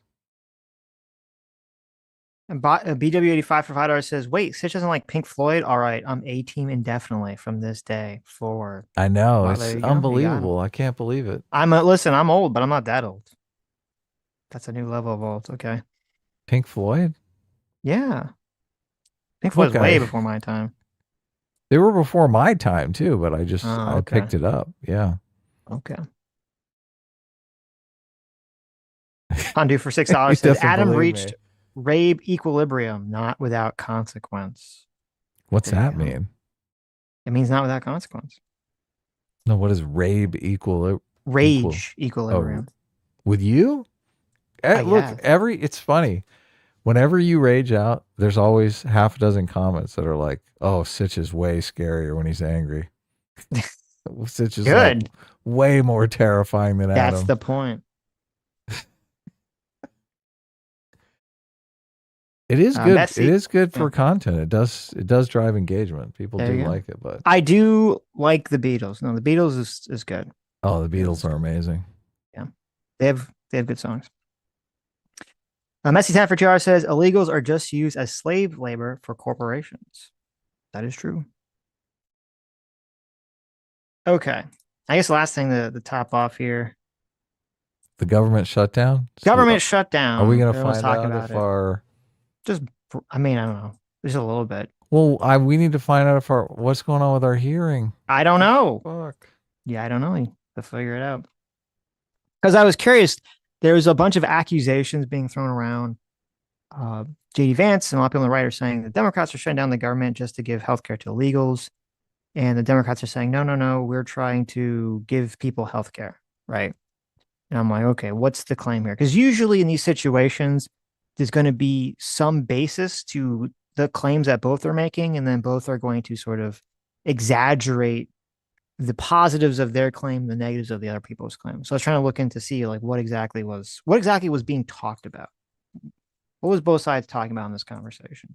Mm-hmm. So the first part is that when it comes to the ACA, if you made under a certain amount of money, you could buy your healthcare plan through the ACA marketplace, and you would get a tax credit that would pay for some amount of your healthcare. And it used to be that if you'd only be able to get this tax credit if you were making under $120,000. If you're a family of four, it's much less if you're single. But if you're a family of four and you make $120,000 or less, you could get this tax credit. If you made more than that, you could not get a tax credit whatsoever from using the ACA marketplace on your healthcare costs. But then in 21, as part of the COVID relief funding, the Biden administration removed that cap. They said, no, well, we're going to let everyone who uses the ACA market up to some amount. I forget what the exact amount is, but up to some amount, everyone gets access to the tax credit rebate. And because of that, the number shot up dramatically over the next few years, going from 11 million people using the ACA marketplace to currently 24 million people using the ACA marketplace. Now, how much of that is because of the removal of the cap? How much of that's just because of COVID? Who knows? But there was definitely a dramatic increase. However, that cap removal wasn't a permanent law because it wasn't done in law. It was just done by the president. And so it was or actually, no, I think, never mind. It was in legislation, but it wasn't permanent. And that cap removal is set to expire at the end of this year, which would mean that anyone who is in the middle class range of a family of four who makes over $120,000 a year, who's using the ACA, they would suddenly lose any sort of tax credit that they were getting for buying a healthcare plan. And we say, well, how much is that? Well, according to all the little budget groups and people that do these sorts of estimates and stuff, they estimate that for those people, their healthcare premiums would double. Okay, so how much they cost a year would double in healthcare cost, and that for everyone else in the ACA, they could have an average increase of about 50 to 75% increase in their healthcare cost per month. So that would be the estimate of what would happen if this expires and they don't actually keep it going. Okay. Mm-hmm.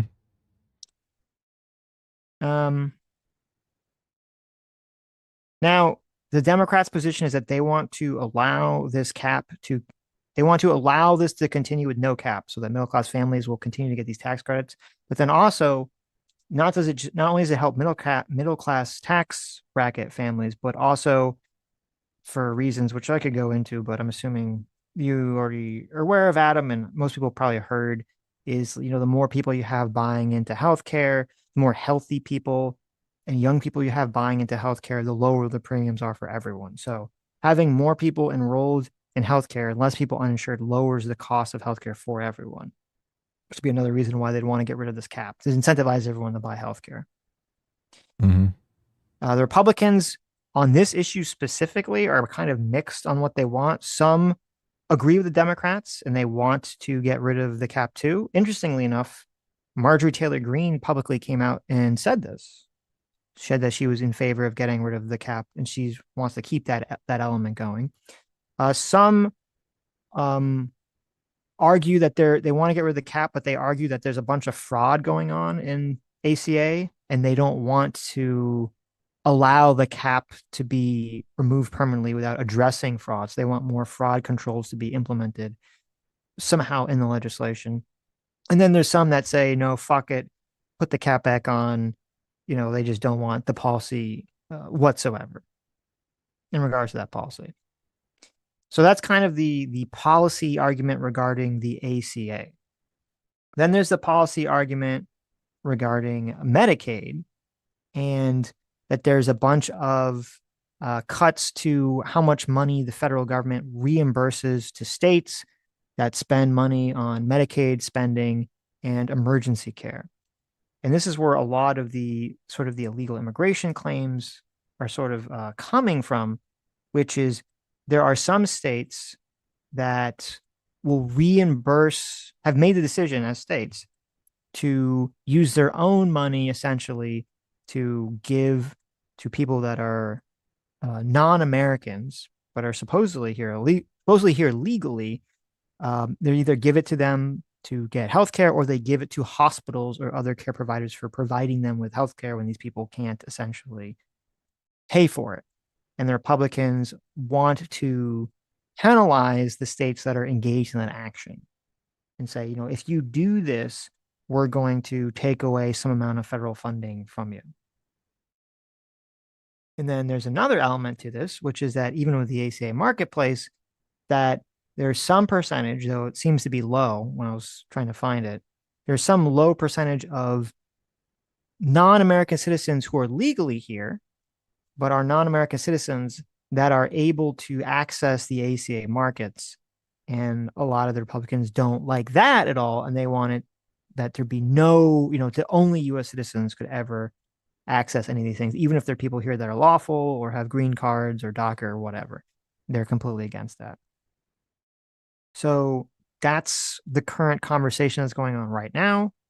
In terms of the framing of it, does it make sense to frame it as the Democrats are shutting down the government just to protect illegal health care? I was curious because I wanted to see what, out of the whole thing that they're fighting over, out of the whole amount of money they're fighting over, how much of it is money that could potentially go to non-US citizens, and how much of it is money that's going to US citizens. And I couldn't actually find anyone that seemed to have created a real number amount on that whatsoever. So I had to actually ask ChatGPT to compile a bunch of different information, but it's ChatGPT, so you take it as it is. And ChatGPT kind of looked through a bunch of different articles and sources, and they estimated that the number of the percentage of the pie that we're talking about of money that would possibly go to non-US citizens that they're fighting over for the shutdown is in the realm of 3 to 7% of the amount of money that we're talking about. So, wow. Yeah, so That's definitely low. Now that 3% is still a lot of money because you're talking about billions of dollars. So the whole pie is billions of dollars. So the 3 to 7% of billions and billions of dollars is still going to be a lot of money. But if the question is it fair to say this is all about that 3 to 7%? I would say no, it's not about that. If the situation was different and the Republicans said, listen, Democrats, we'll have the cap go back in place for the ACA. We'll do all these other things you want to do. The only thing we won't do is we demand that you make it so non-US citizens that are here lawfully can no longer have access to these things. And if the Democrats said no to that, then it would be completely truthful and honest and correct to say, well, the Democrats are shutting the government down over giving healthcare to, well, they say illegals, which is, people argue about what that means, but it would be honest to say the Democrats were shutting down the government over giving healthcare to non-US citizens. That is, of course, not the case. It is the case, as it generally is in politics, where people are picking the most incendiary thing they can. And so that is why J.D. Vance and some of the people are picking the illegal thing and pointing to it, even though it's the tiny percentage of what's actually being fought for in this conversation. But it is a little bit, right? Yeah, it's a little bit.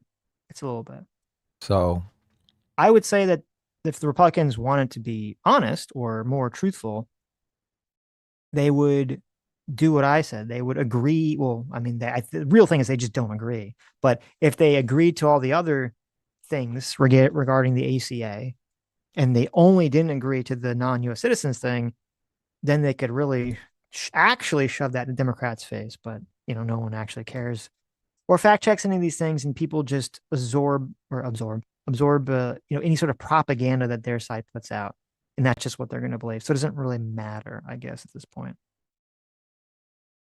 So would you say it's mostly true, mostly false? I would say it's mostly false. That that Democrats want to give health care to illegal immigrants? I would say it's mostly false that the shutdown is about that issue. Right, yeah. That's 3 to 7% of the funding is to that cause. So the main issue is the extending the removal of the ACA caps.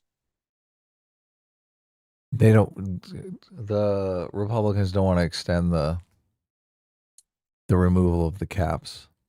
Some of them don't. Some of them, the argument that like Mike Johnson and people kind of put out there is that they say, oh, we'll be willing to have a dialogue with Democrats to work that out in the future. Yeah, I've heard them say that. Right. And then the Democrats' response to that is, well, we've been trying to work this out with you for a year now, and you're not doing anything. So we feel that we should use the government shutdown to force you to deal with it. Right.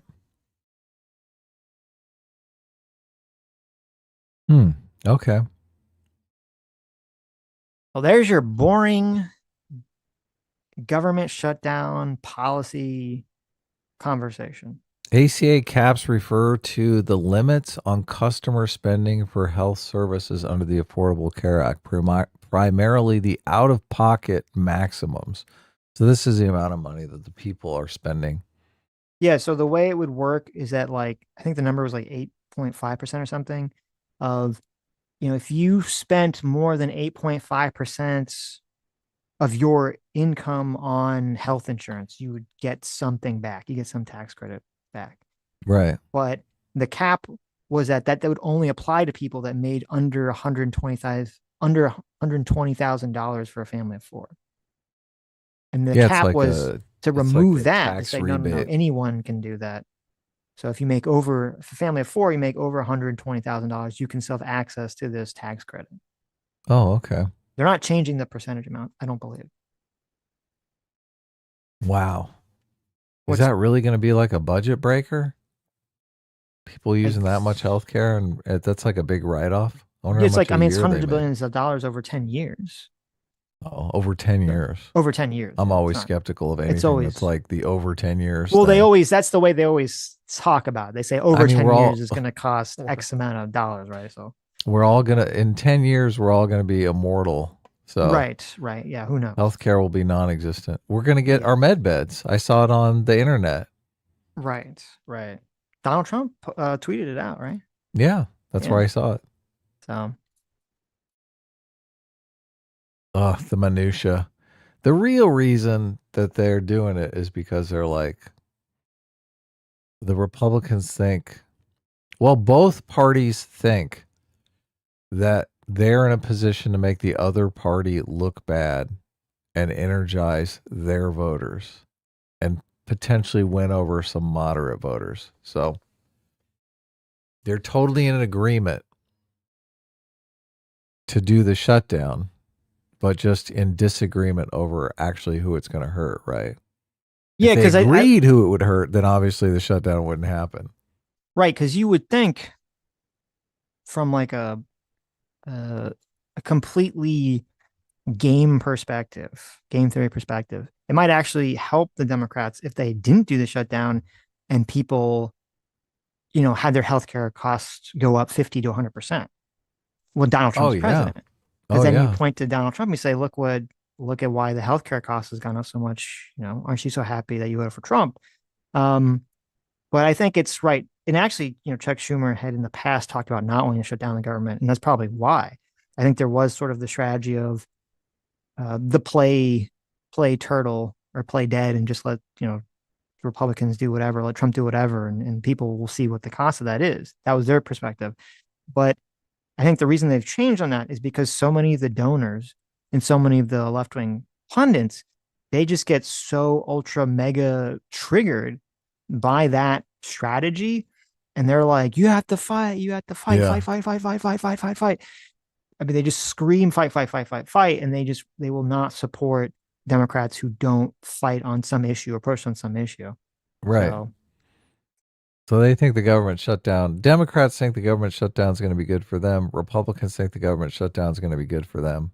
Yes. Here we go. Right. Government shutdown. Until it's more clear to one side that the shutdown is not good for them, then it will probably remain shut down. So guess who I blame?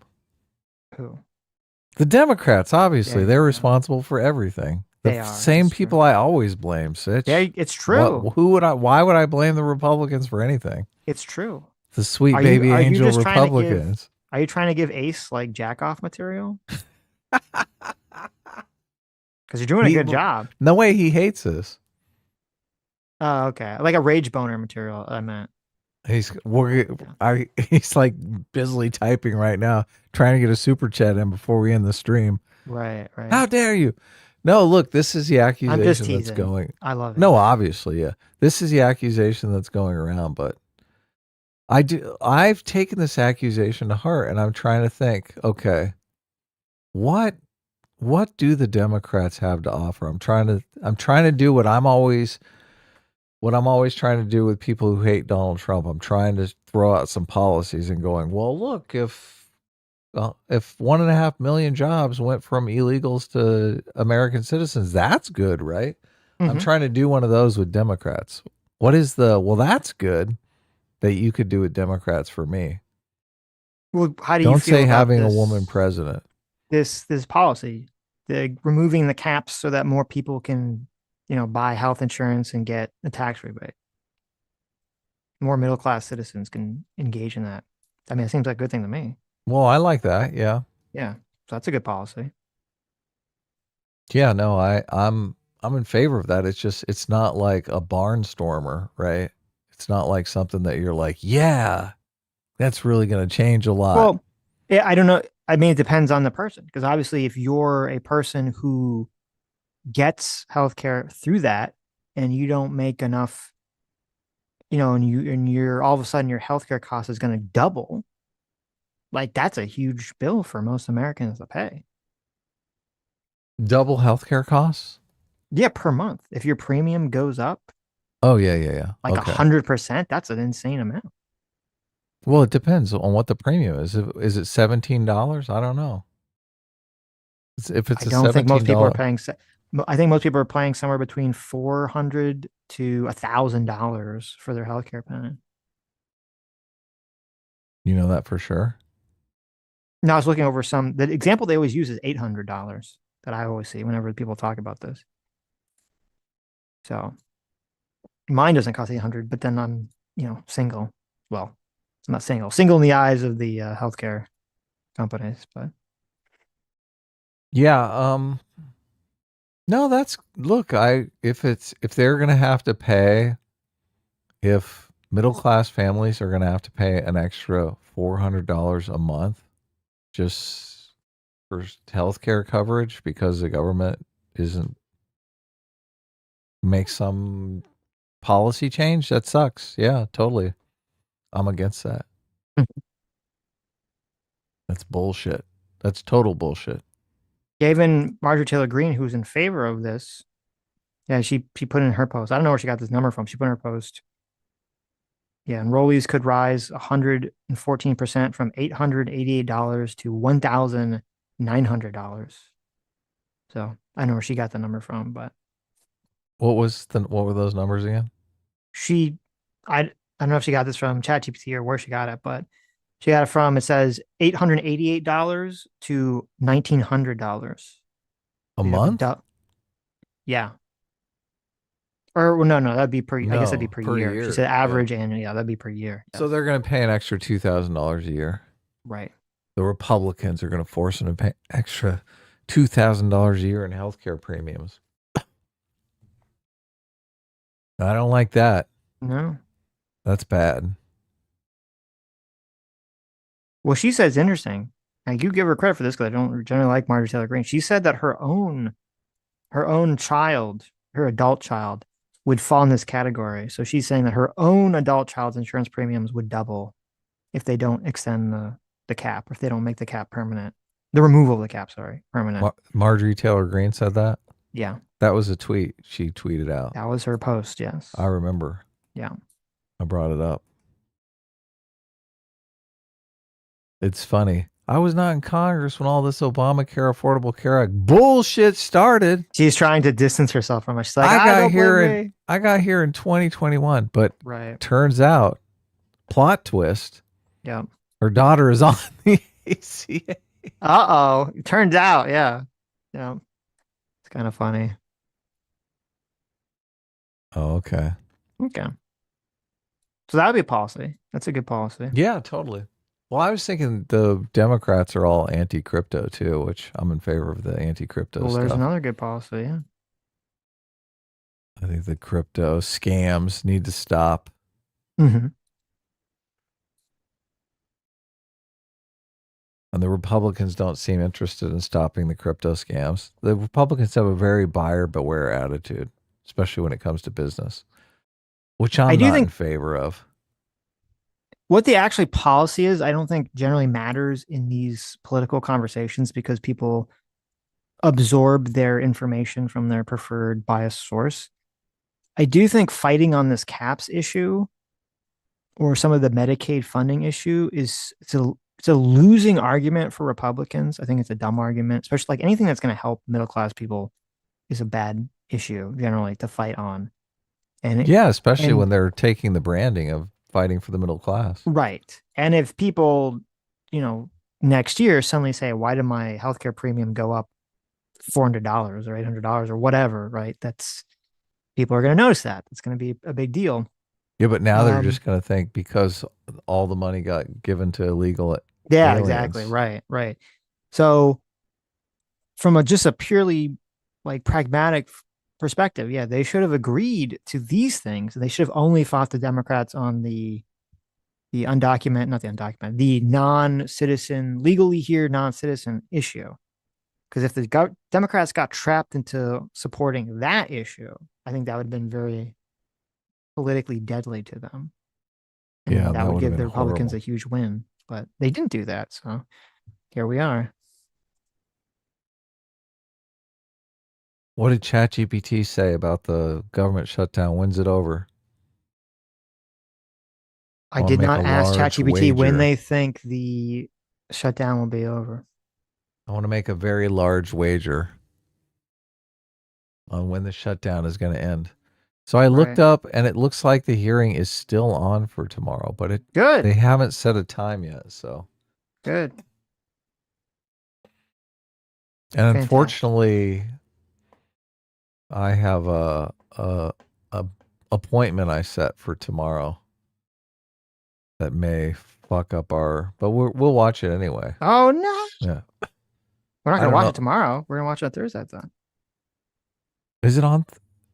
Is it okay? Yeah. We'll did you want to watch it live? I thought we were gonna just no. We'll watch Thursday. No, we'll watch it on Thursday. That's better. Yeah, that's better anyway. Because it's gonna be super long. I don't just sit there for however long it takes for people talking about boring shit. So. Good point. Excellent point. Yeah. And I got a thing to do tomorrow anyway. Mm-hmm. A very, very important thing. I got to wait all day online for the Labubu drop. Brian for $50 says, Sitch, I disagree with your framing. The Republicans offered a clean bill. The Democrats rejected. The argument is not to always push through omnibuses anymore. Only put out clean bills without policy that has nothing to do with the cap. Yeah, but as you said, it has nothing to do with the cap. When you say a clean bill, what does that even mean? What is the clean bill? The clean bill is not, here's the thing that, we're going to make some sort of, deal with you guys on all the things related to the non-U.S. citizenship clauses.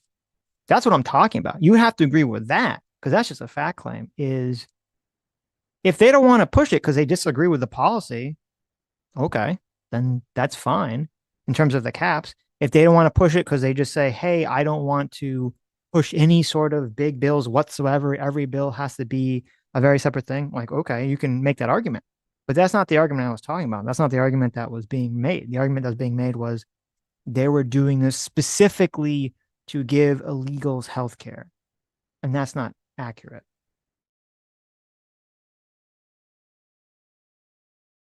So, and this is what always happens with the government shutdowns. They always say, "Oh, we want to pass a clean bill."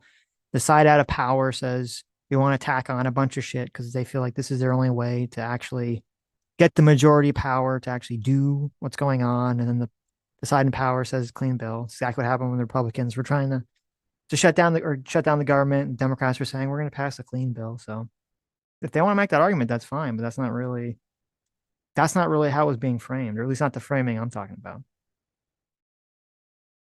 But you said there was 3 to 7% was going to be spent on illegal aliens. So Yes.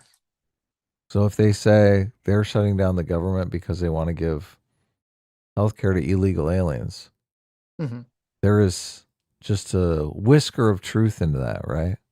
Yeah, there's a 3 right. 3 to 7%. Well, I would say if you have to say, well, what I said is a whisker of truth in it, that's the same as a lie. Because they're they're framing it that way intentionally. Yeah, because it makes them look like horrible. Makes Of them look course. like they care more about illegal aliens than their Right. own constituents. Of course, If I know someone exactly what wants- they're doing. They're yeah, like if someone making them wants look to bad. buy 20 pizzas and 19 of those pizzas are pepperoni, one of them is Hawaiian, right? Ham and pineapple. And you're like, well, you shouldn't, like, that guy's a degenerate. He wants to buy 20 pineapple pizzas. You're like, well, wait a minute, that's not the case. One of the pizzas he was going to buy, but the other 19 were pepperoni. You could just be honest about the conversation.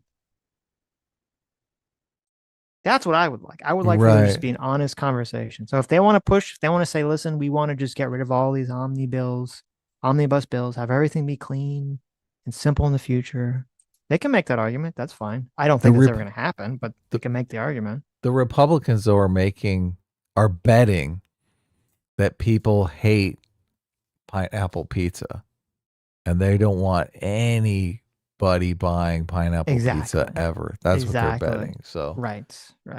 They're just saying, look, pineapple pizza is degenerate. Anyone who endorses pineapple pizza is a fucking filthy person and needs to be dealt with severely. Right. So, all right, cool.